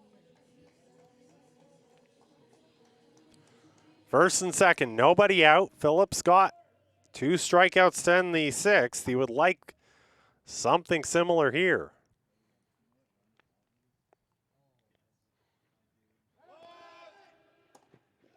Phillips set, deals, and finds the zone. 4 strike to start things off.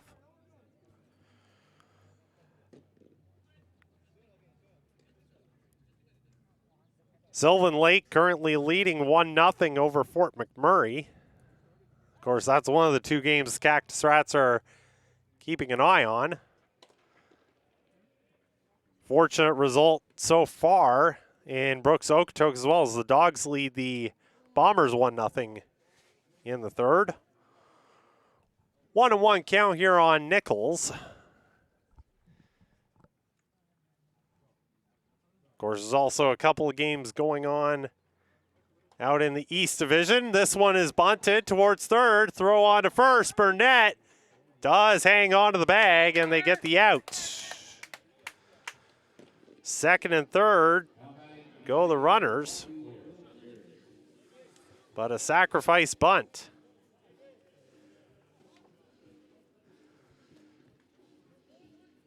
Will set the stage for Brock Laird.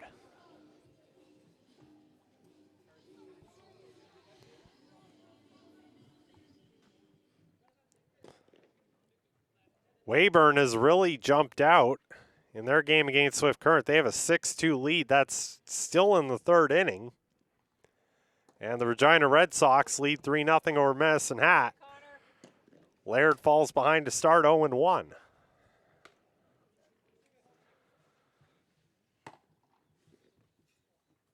Even though the race for 3rd and 4th place doesn't really affect either of these teams very much, Regina and Medicine Hat battling for those spots. That one gets out into center field for a base hit. That's going to score 1. That's going to score 2.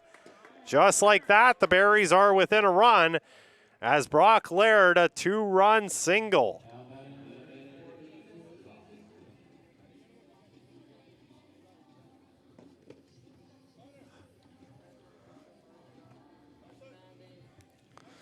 So that bunt ends up being really key as Saskatoon gets a couple runs in with just 1 swing of the bat. First pitch on the way to Murdoch, misses for ball one.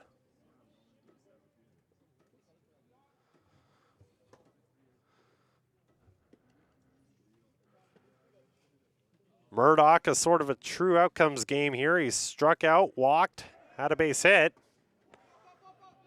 Runner takes off and gets in. Meanwhile, the count goes 2-0 on Murdoch. Laird now in scoring position as the tying run.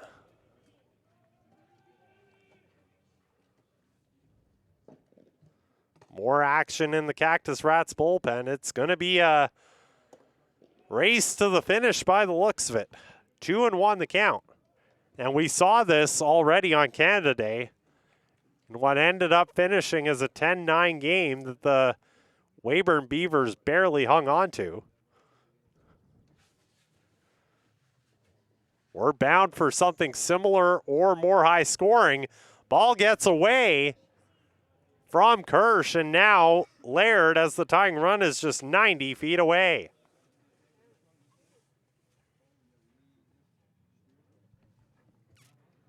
Three and one is the count.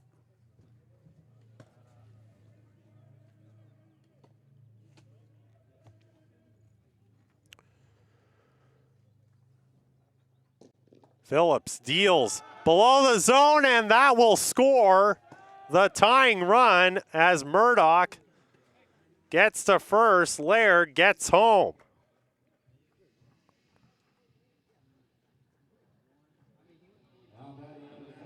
Two wild pitches, and that's how the tying run comes across.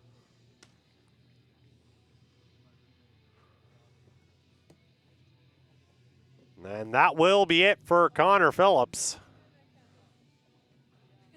Tie game, 9-9. Lead's gone, and now we'll have another new pitcher coming into the game. Number 12, Justin Puello. Thank you. Puello is a familiar name. I don't know if I remembered he was wearing 12, though. Have you ever wondered if there's one thing that connects people from across our province?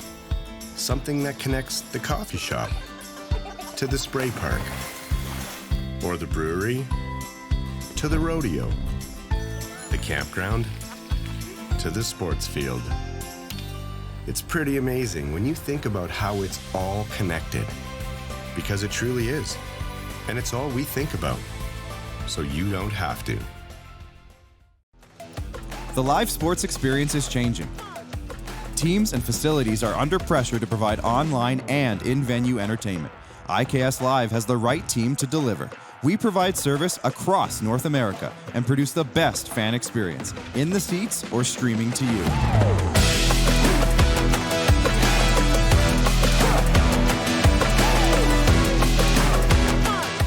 IKS Live continues to bring you the best seat in the house. Get ready for the sweetest baseball event in Canada. All the very best players from around the WCBL will be in the very best city for the 2026 All-Star Weekend. Don't be sour. Get your tickets to the summer's biggest baseball event now. Hey now, you're an all-star. Get your game on, go play.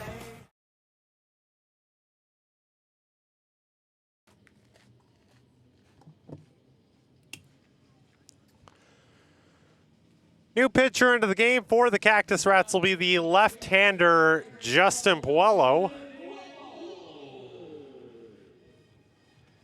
Puello has thrown 12 1/3 innings, end up with a 1-2 record so far.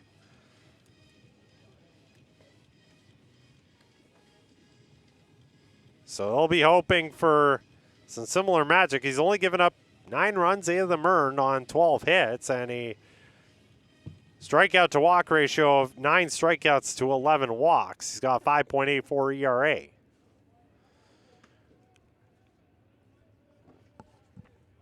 He'll come in to face Gavin Panks, who is 0 for 4 to this point with a couple of strikeouts. First pitch misses above the zone.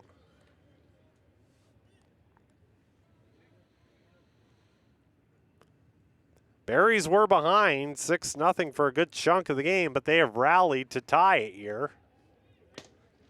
And Panks jumps ahead 2-0.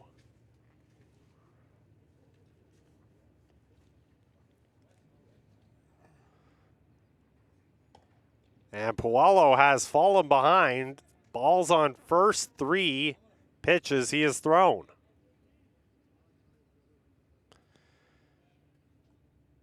Gail Salinas is on deck, and he's reached base every time he's been up to bat. And now they're going to have to face him.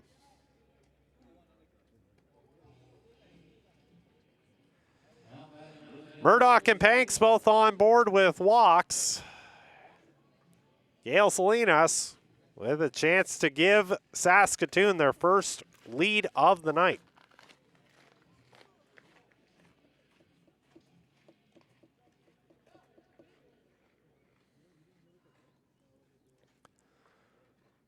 First pitch on the way, misses down low.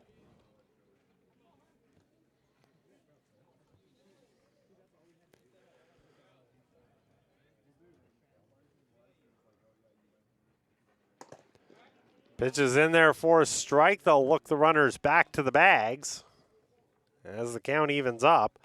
Action in the Barry's bullpen.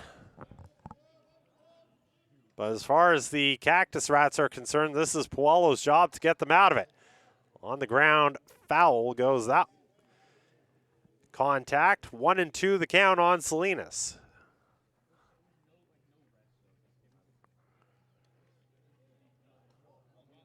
Would love a double play here if you're Energy City.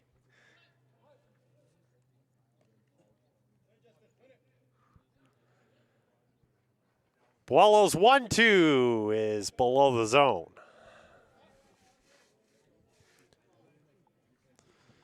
That reliever in the pen for Saskatoon appears to be Wesley Shackelford.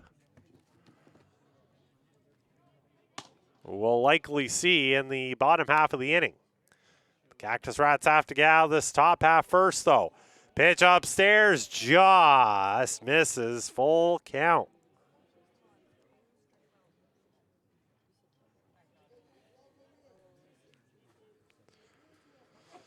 Salinas trying to get aboard for the 5th time tonight. Here's the pitch on the way, and he will do just that with a walk.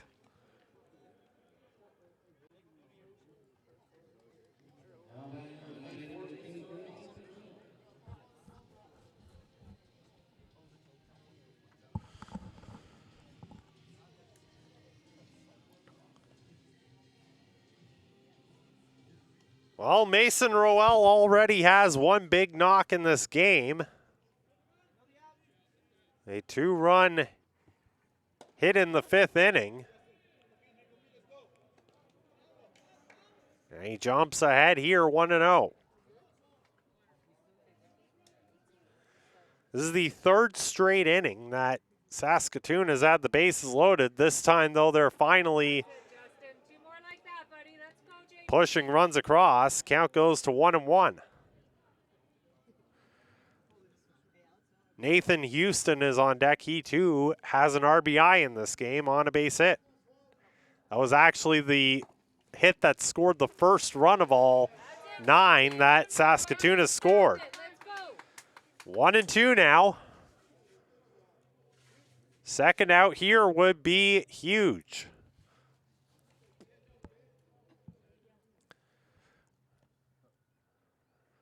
Puello set, deals in the dirt, 2-2.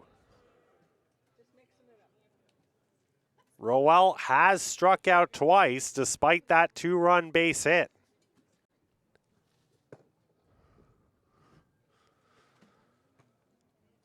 He faces a 2-2 count here. Puello set, deals on the ground, past third, and that is a fair ball. And it bounces off the sidewall. That will plate 3 runs on the triple. Mason Roel, a 5 RBI game.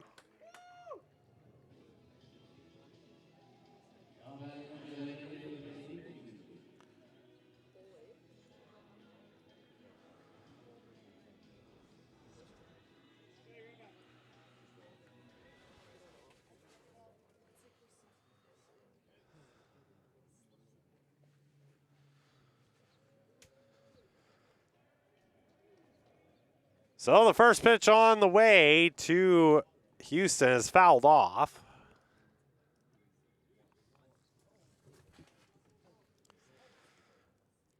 One of those runs will be charged to Phillips.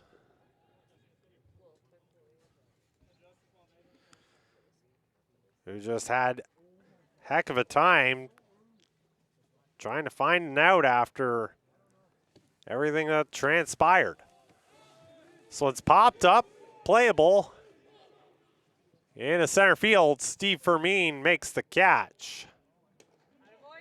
And it's shallow enough that it holds Rowell at third.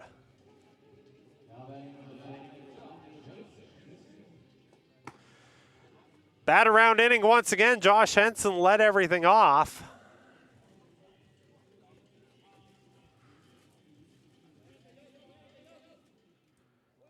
And he is the 10th batter to the plate here in this inning. Saskatoon trailed 9-6. They now lead 12-9. First pitch is in there for a strike.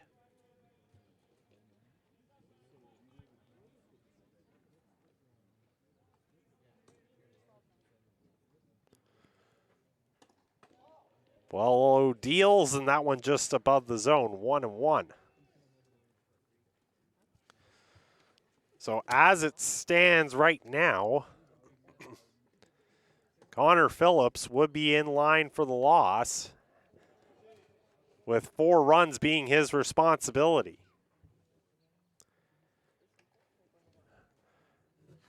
Count goes to 2-1 on Henson.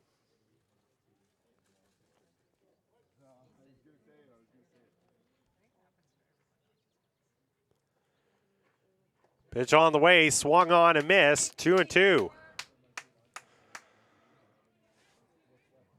One more strike gets the Cactus Rats out of the inning. Not a fun inning in the slightest.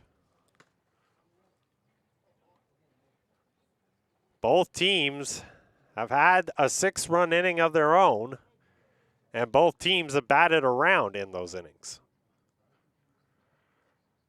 Swung on and missed. Puello gets the strikeout. That'll end the inning, but Saskatoon plates half a dozen. They got a 12-9 lead. Time to stretch. We'll go on 7.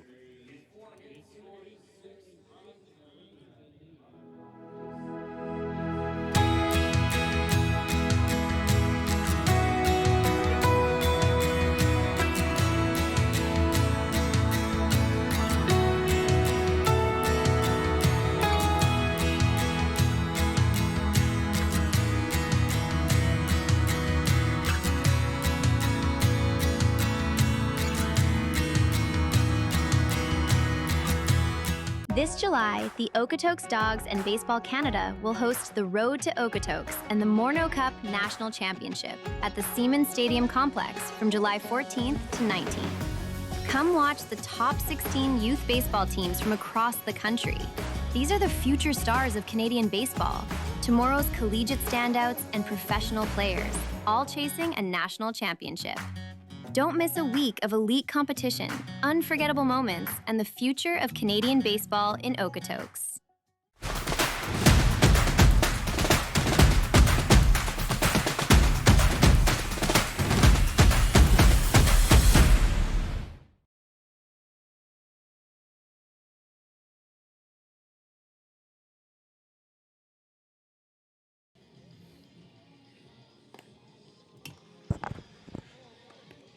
New pitcher into the game for the Berries will be Wesley Shackelford, the right-hander.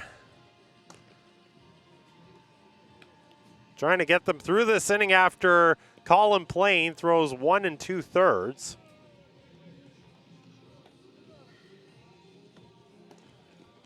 For Plain, he allowed just 2 runs, both earned. Correction, he only allowed 1 run. That was earned. He also gave up the sac fly to Kirsch, however. And that was the only hit he gave up. He also did record 2 strikeouts. Probably soon. Just call him Mr. Daniluk. Daniluk will be the batter for Energy City after he came in.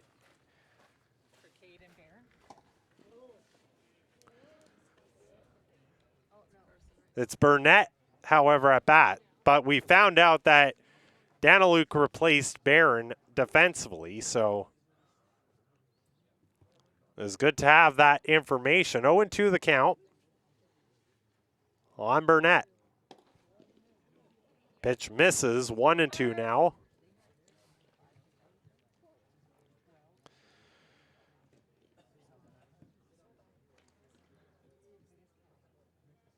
And we were mentioning Shackelford in the game. He's pitched 7 innings in relief so far this season. Burnett down on strikes. So I'll bring up Steve Furman, who reached on errors last time up.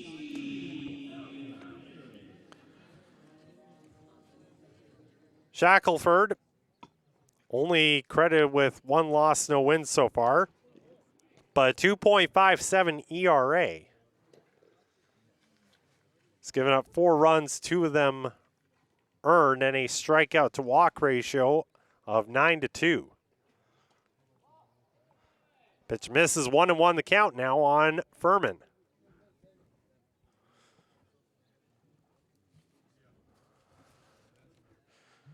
Three, 4, and 5 are the batting order for the Cactus Rats here as the count goes to 1-2.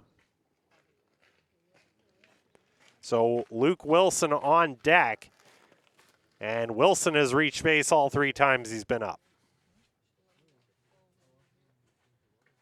Pitch in the dirt, 2-2.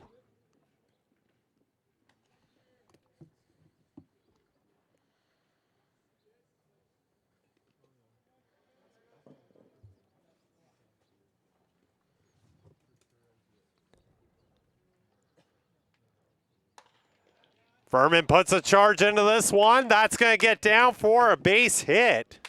That's the first hit of the game for Steve Furman. And with 1 out here in the 7th, he's gone to board at a critical time.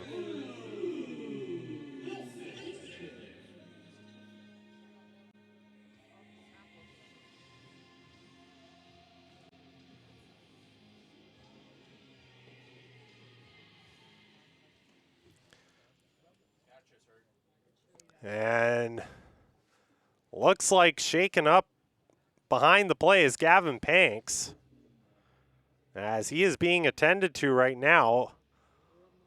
Looks like the bat might have caught him, as we're seeing the replay, on the hand.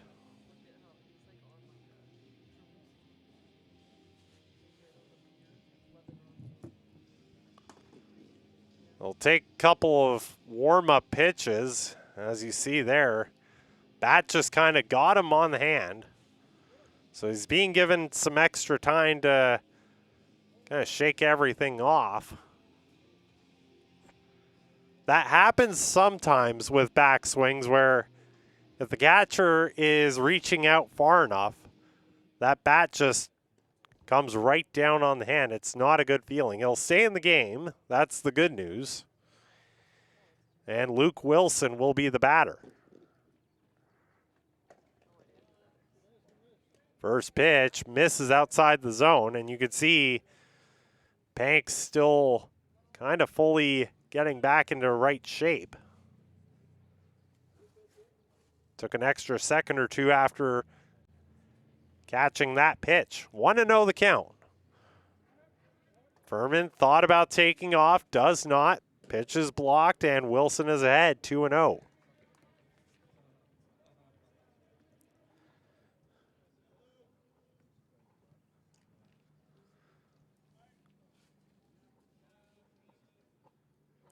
Sylvan Lake has exploded for 8 runs against Fort McMurray. Swung on a miss on the pitch, and in there easily is Furman.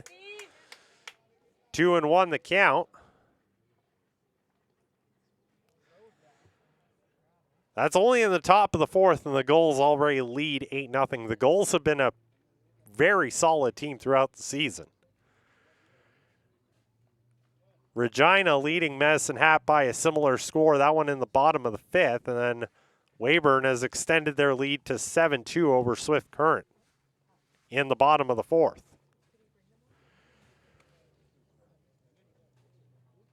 Brooks and Okotoks Bombers are hanging in there pretty well. Dogs have a 1-0 lead so far.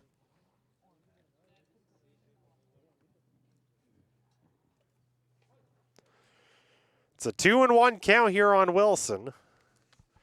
Liam Kirsch is on deck. He has sacrifice flies last time up. As Wilson swings and misses.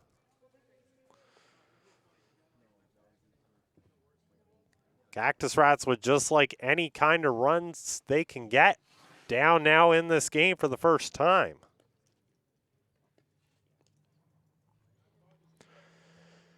Two and two on Wilson. Here's the pitch. It's powered foul. Right into the Cactus Rats bullpen.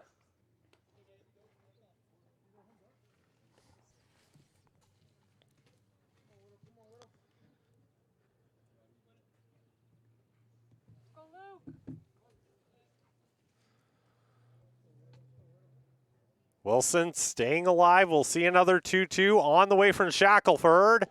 And swung on and missed. He's down on strikes for the second out.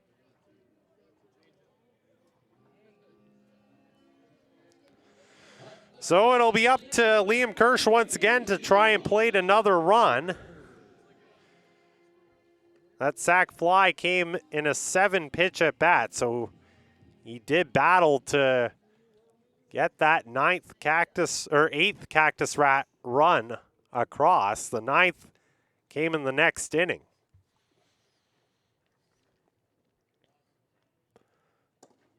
Pitch on the way from Shackelford is in there for a strike.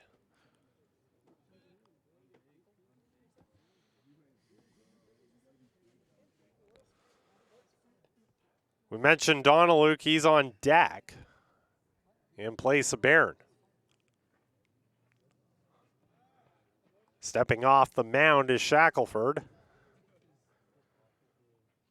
Furman has some good speed on the base paths. Just a base hit will more than likely knock him in here. As this one is inside out and it'll bounce just foul.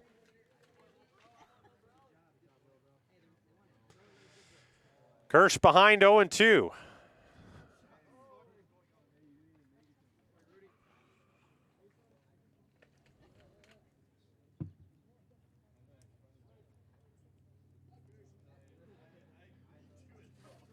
Shackelford trying to get out of this inning without allowing a run. Here's the 0-2. It's upstairs and misses.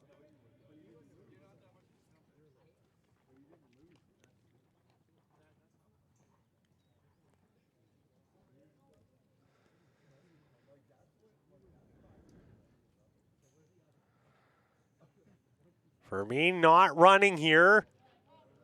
And Kirsch once again doing a good job to just stay alive in the count. He fouled off 3 pitches with 2 strikes in the count his last time up. That was how he reached 7 pitches combined. Can he do it again? Powers this one on the ground. That's going to be over to short. Throw to first in time on the good throw from Brock Laird.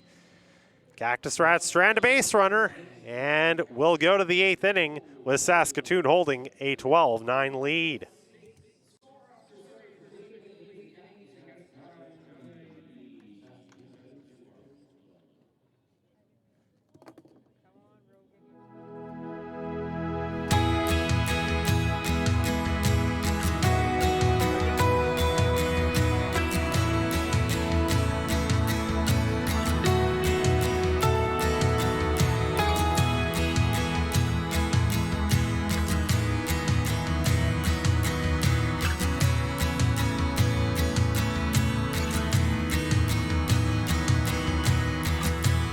This July, the Okotoks Dogs and Baseball Canada will host the Road to Okotoks and the Morneau Cup National Championship at the Seaman Stadium Complex from July 14th to 19th. Come watch the top 16 youth baseball teams from across the country.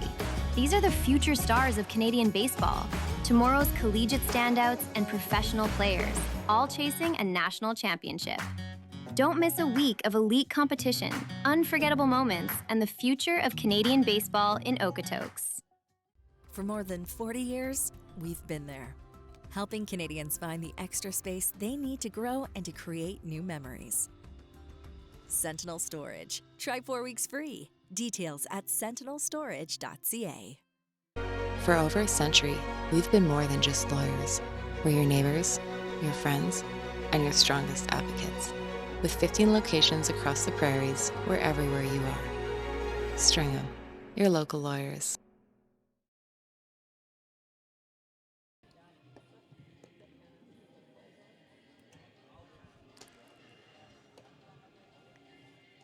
Cactus Rats will turn to Hunter Sampson for this 8th inning.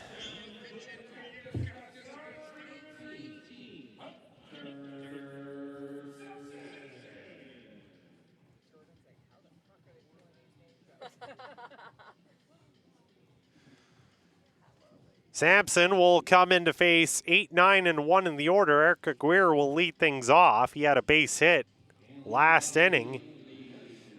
He's reached base all 3 times he's been up to bat.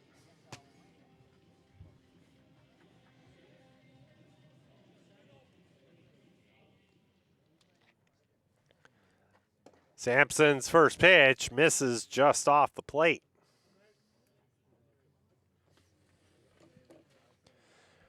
Sampson just trying to keep this within reach here for the home side. As Aguirre powers this down the line, it's slicing, foul, but it stays fair and a good catch made by the right fielder for the Cactus Rats, Caden Allen. Allen's had a great game at the plate. Now he records the first out of this 8th inning. That's the first time Aguirre has not reached base tonight. First pitch on the way to Nichols misses.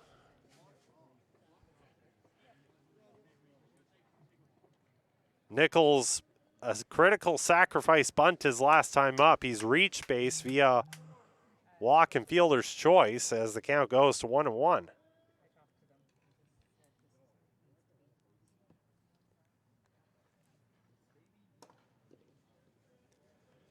Good take on that one, and he jumps ahead 2-1.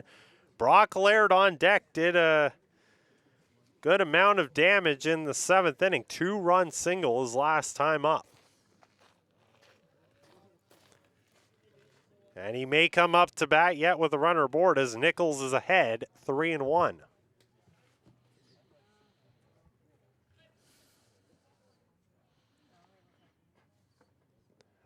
Ball 4, and Nichols does draw a walk for the second time.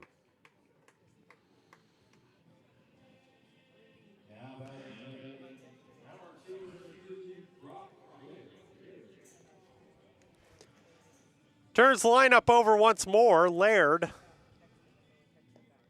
has gotten on board twice with a single, once on error, once on a walk. Only time he's been retired tonight was a strikeout to start the game off. He's swinging on the first pitch. That was a home run cut, and he misses 0-1.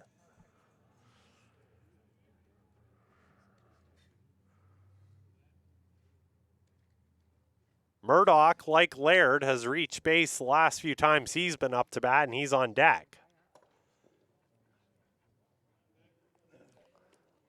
1-1 the count. It wasn't a great start necessarily for the top part of the Berries batting order, but they've really come alive in the later innings.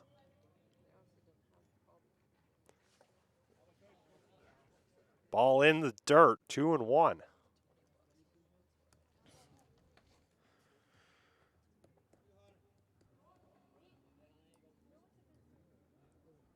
Laird especially, we came into this game knowing how great his power is, and He's really put the ball in play. 3-1 here. He's jumped ahead patiently.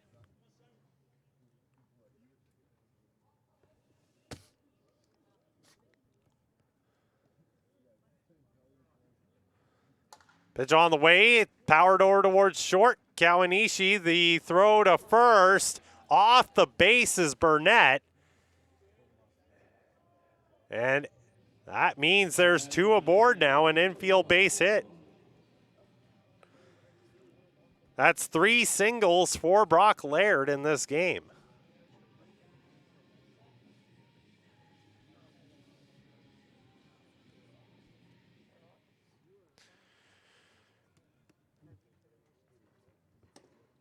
Ethan Murdoch will look at a first pitch that misses the zone.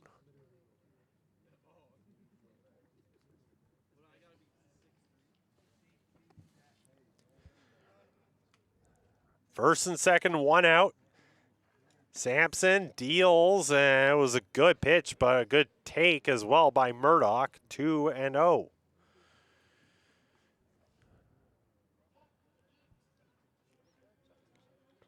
Gavin Panks is on deck.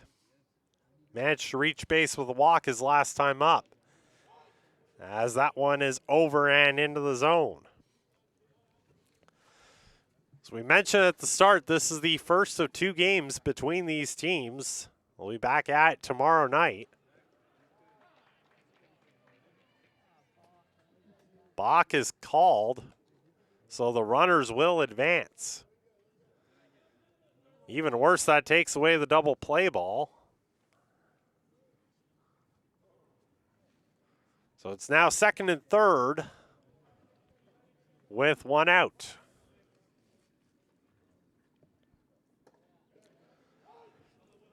Count goes to 2-2 as Sampson finds the corner on that pitch.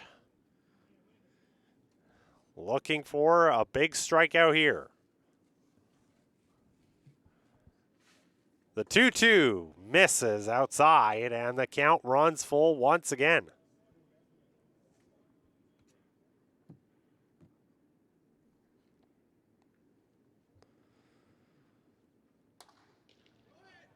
This one powered down the left field line into foul territory. Making the catch is the left fielder Luke Wilson, but a run will score on the sacrifice fly, and it's now 13-9.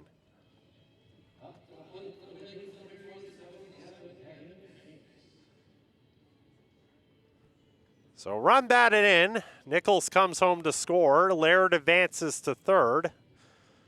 Now there's 2 away.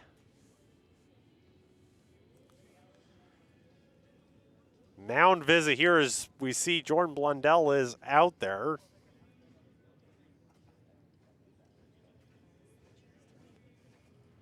Probably just to try and make sure Sampson stays settled down. Indeed, that's what it is.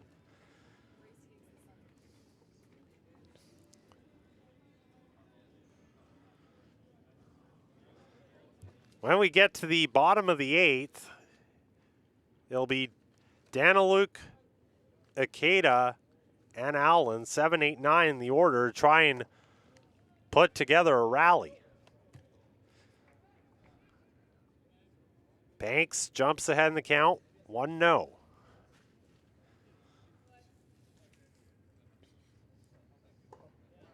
Only one in the top part of the Barry's order who does not have a hit yet. Banks trying to change that. As Sampson deals, and that hits him. So first and third now. Banks doesn't have a hit, but he's reached base last 2 times he's been up.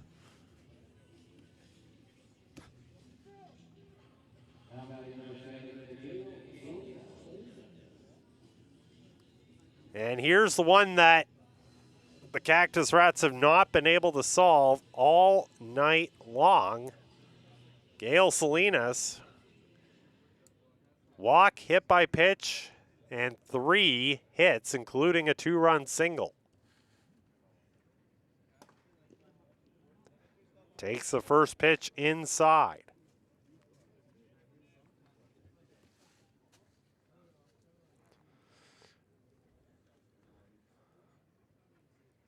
They are pitching him carefully, and honestly, with those first 3 at-bats alone, that's not the worst thing in the world. You do have a base open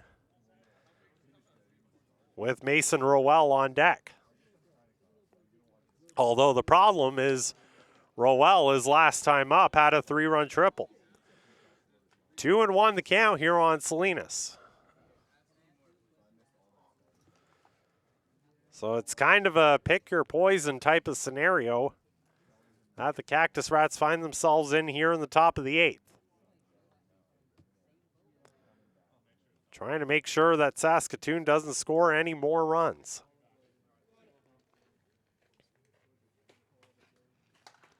This one's powered on the ground. Snare, and the flip over to Daniluk will get the Cactus Rats out of the inning. One more run does come across. It's 13-9. We go bottom of the 8th.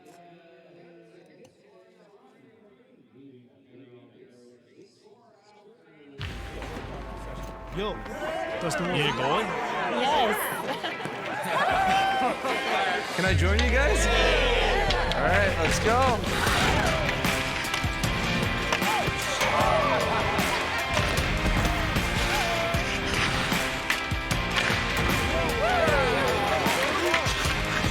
Whether it's on the ice or on our app, always play for the fun of the game. Gamble responsibly with Play Alberta.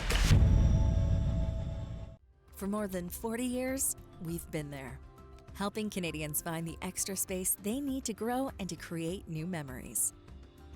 Sentinel Storage. Try 4 weeks free. Details at sentinelstorage.ca. For over a century, we've been more than just lawyers. We're your neighbors, your friends, and your strongest advocates. With 15 locations across the prairies, we're everywhere you are. Stringham, your local lawyers.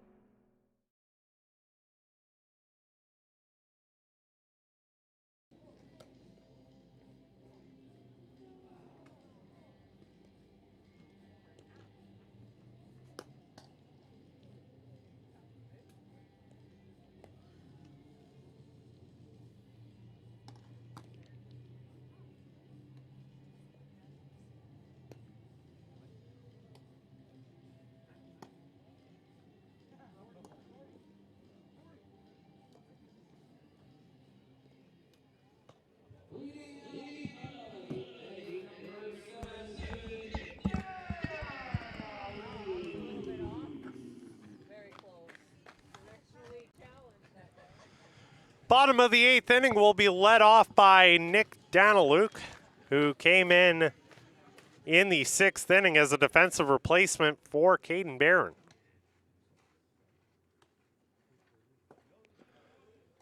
First pitch on the way to Daniluk misses for ball 1. Back out there for another inning of relief is Shackelford, who, as it stands, is in line for the win. After he came in and pitched a clean bottom of the 7th. Jumps ahead here on Daniluk, 1-2.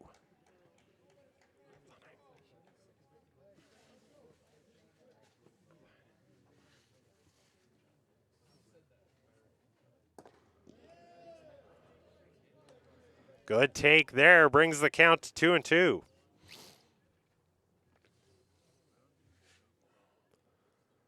Daniluk just trying to get aboard to start here and fouls that pitch off to stay alive.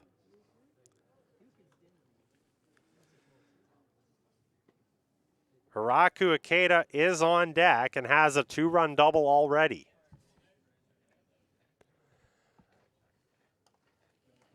Daniluk gets a piece of another one as he puts up a good battle. Came into the game in the 6th inning, yet this is his first at bat. Had to wait almost 3 full innings for it.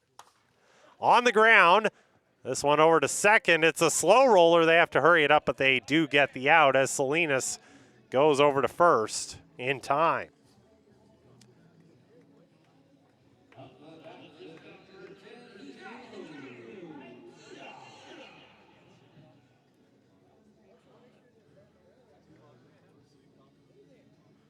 One away, and now Akeda up to bat as you see the good play there to get it to first in time. Akeda starts ahead in the count, 1-0. Powers this one on the ground. This one stays fair. It's going to be a tough play, but they get it across in time. Another good defensive out recorded. Mason Rowell gets it over in time. There's two away.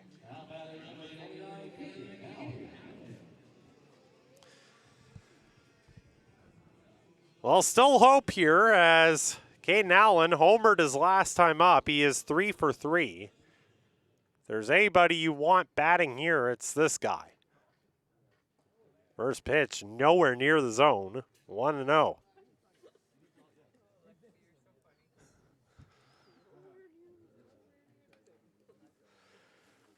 I'd like to say I kind of picked that up from Gary Hill Jr., who is, of course, Mariners broadcaster. But Hill has been coming into his own over the past couple of years, kind of the will-be successor to Rick Riz, and he's been doing a great job. As that's a fly out the first time. Allen is retired. 1-2-3 go the Cactus Rats in the 8th. We head to the 9th. Still a 4-run lead.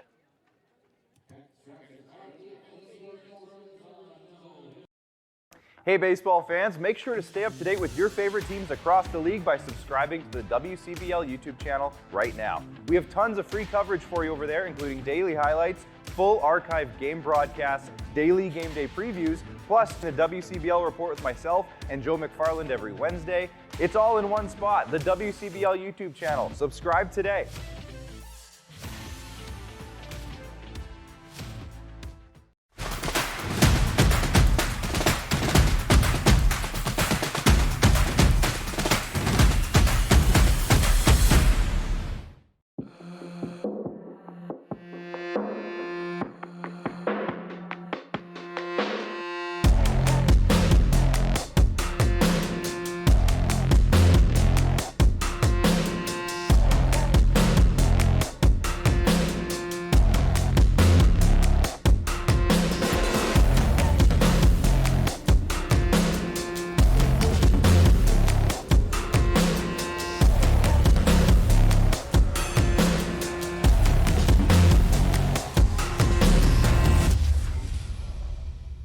Get ready for the sweetest baseball event in Canada. All the very best players from around the WCBL will be in the very best city for the 2026 All-Star Weekend. Don't be sour.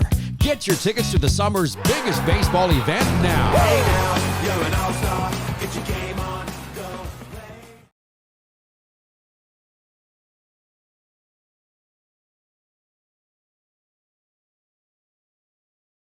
The 9th, Berries have a 4-run lead here.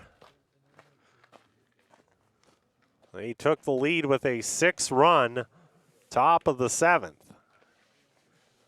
First pitch is a strike. Out there for a second inning of relief is Hunter Sampson.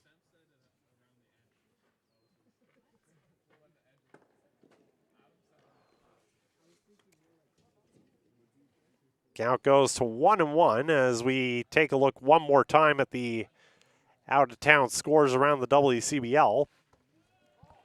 2-1, a good take on Rowell. Weyburn just continues to run away with their game. They have a 12-2 lead over Swift Current. That one in the bottom of the 5th.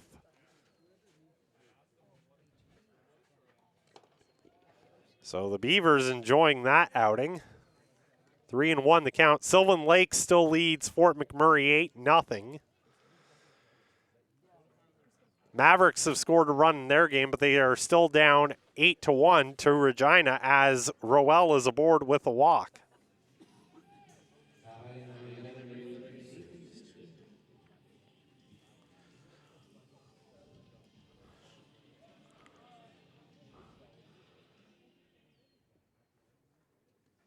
Nathan Houston will step in for another at-bat. And a balk is signaled again. So Rowell will advance a base. Pitch does not count.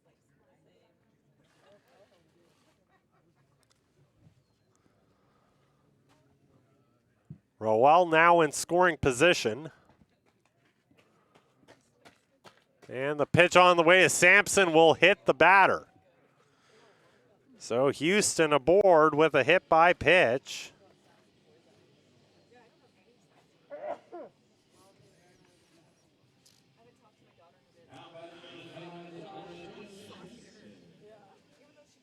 And Josh Henson will get another at-bat in this game. Henson is 1 for 4. He's also reached with a walk, but he's singled in that mammoth top of the 7th inning. First pitch misses well upstairs.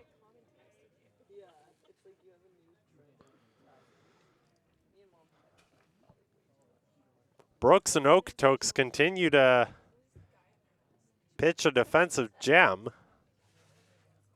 Dogs holding on to a 2-0 lead in the bottom of the 5th.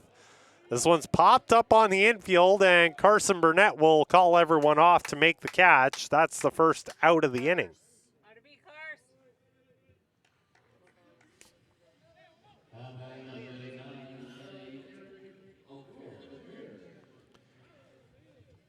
One down, and Eric Aguirre,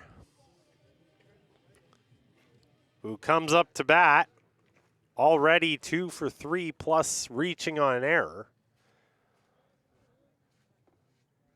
He has runners at first and second with 1 out. First pitch from Sampson misses down low.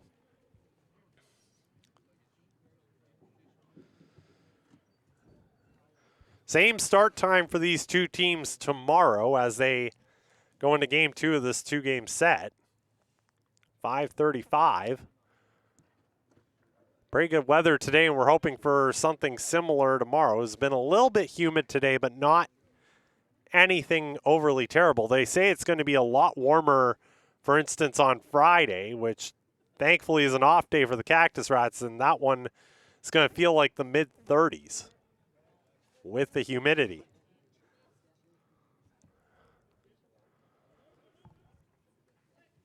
So we'll enjoy this weather while it lasts. You never know what weather this province will throw at you. That one over for a strike. Count goes to 3-1.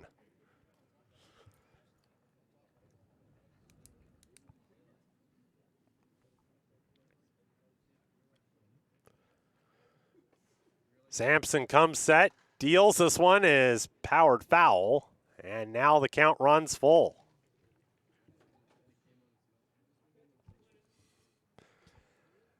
Nash Nichols is on deck. He walked and scored in the top of the 8th inning.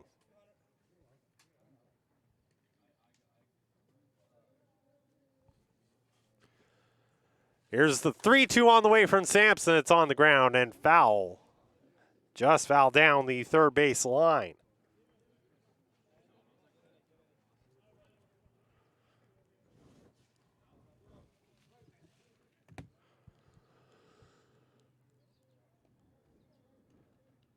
So we'll do it all over again. Another 3-2 and just off the plate. The bases are loaded once again as Aguirre reaches on a walk.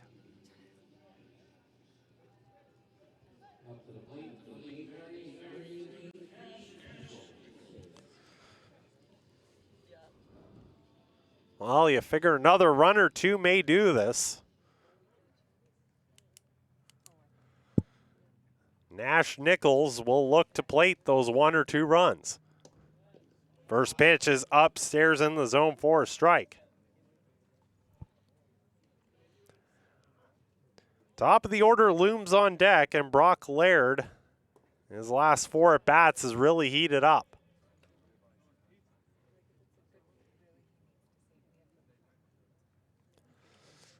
This is the tail end of the 6th time through the order for Saskatoon.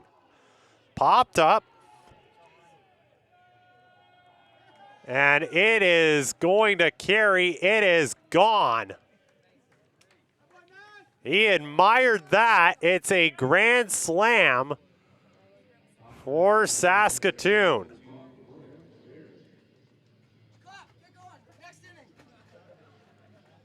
That just carried on and gets on out of here for a grand slam for Nichols. 17-9 is the score.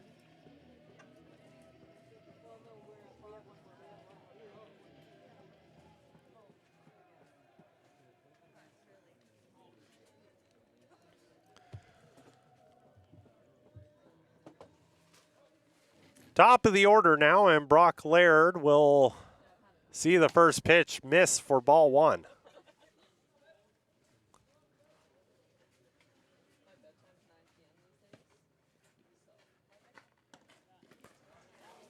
One and one the count. That may pretty well put the game out of reach. A grand slam for Nichols, blowing this game wide open.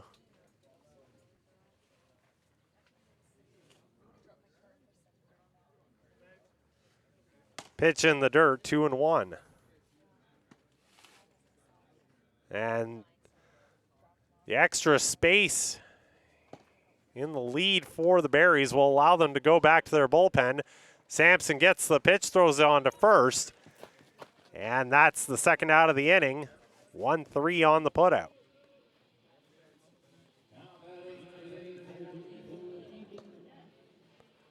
Good hustle there from Sampson. 2 down, and now the DH, Ethan Murdoch, comes up to bat for his 7th time. Only has 1 hit so far, but he's also walked twice and has a sac fly. Falls behind to start, 0-1.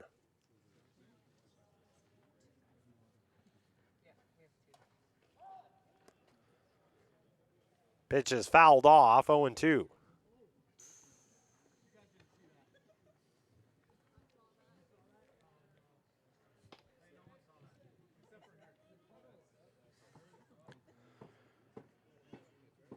There's the 0-2 on the way, and that one is bounced in the dirt.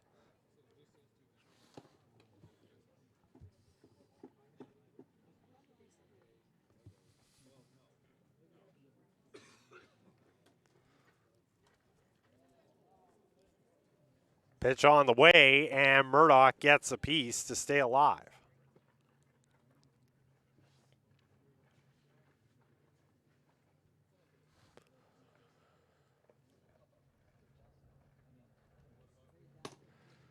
Sampson deals and misses.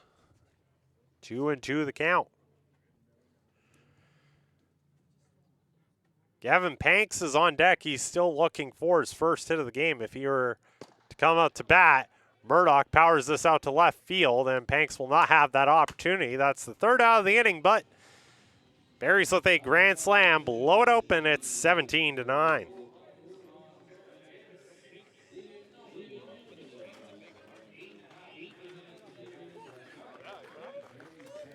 Hey baseball fans, make sure to stay up to date with your favorite teams across the league by subscribing to the WCBL YouTube channel right now. We have tons of free coverage for you over there, including daily highlights, full archive game broadcasts, daily game day previews, plus the WCBL report with myself and Joe McFarland every Wednesday. It's all in one spot, the WCBL YouTube channel. Subscribe today.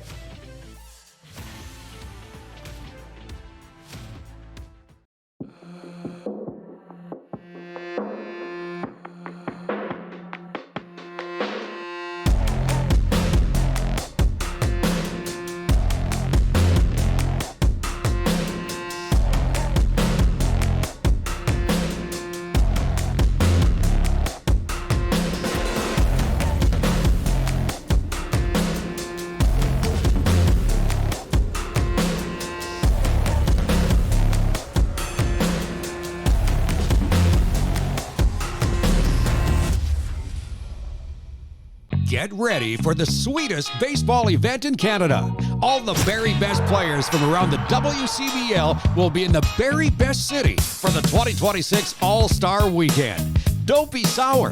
Get your tickets to the summer's biggest baseball event now. Hey now, you're an all-star. Get your game on, go play.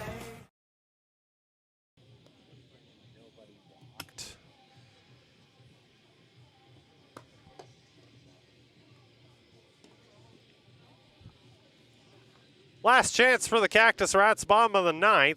They find themselves down 17-8. New pitcher into the game for the Berries is Carter Kopp. The right-hander will get to pitch an inning here after Shackelford gives them 2 full innings, leaves in line for the win. Shackelford only allowed 1 hit and struck out 2 over the course of his 2 innings of work.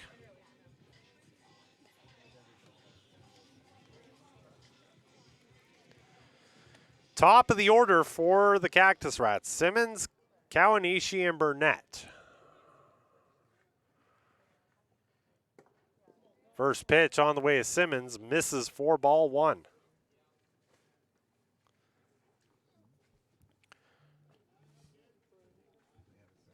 Simmons did have a triple in the first inning,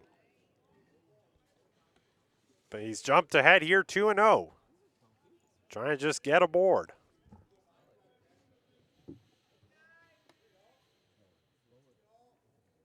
Top is set, deals, and finds the zone, 2-1.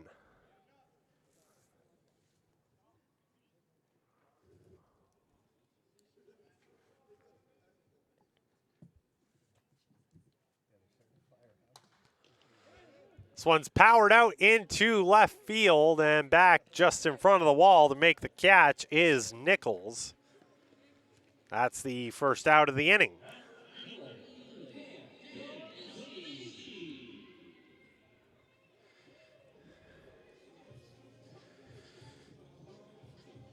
Kawanishi officially 0 for 2. He has reached base with a hit by pitch and a walk.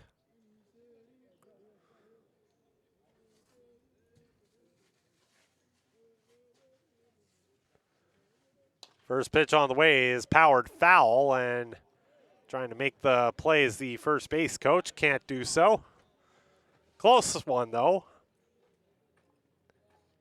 And the count starts off 0-1.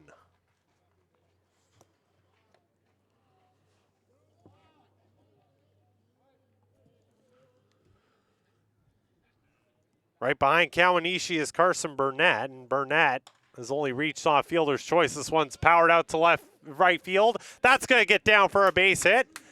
Kawanishi has his first hit of the game. He's going to try and turn it into a triple. Well, there's your fun fact of the game. Neither Simmons nor Kawanishi had a triple coming into this game, and now both of them have registered one.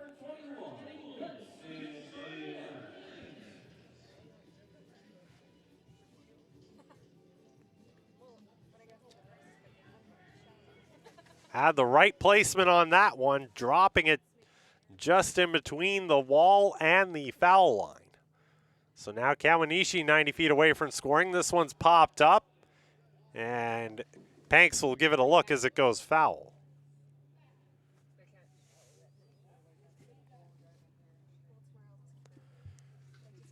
Carson Burnett looking to play to run. Steve Furman on deck. Had a base hit his last time up.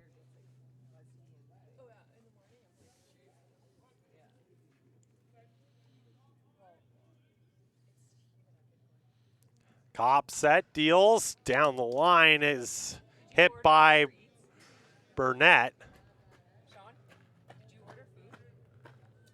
Pat said he's got subs coming, but he was like very insistent that 3 of them go to the umpires. So.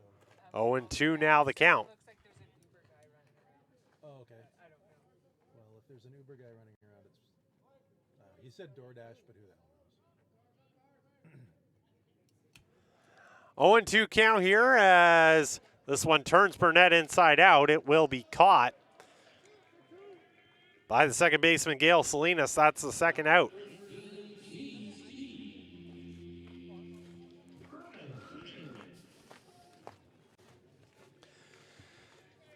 So the Cactus Rats down to their final out. Steve Furman, the batter.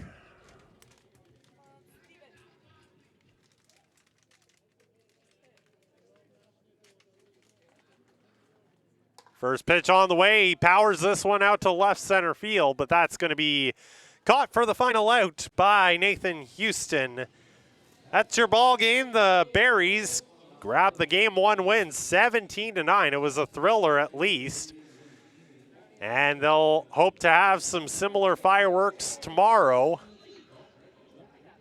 as we will be right back here at 5:35 p.m. But for now, that's it for tonight from Energy City Metro Ballpark. I'm Lexi McFarland saying have a great rest of your Tuesday evening.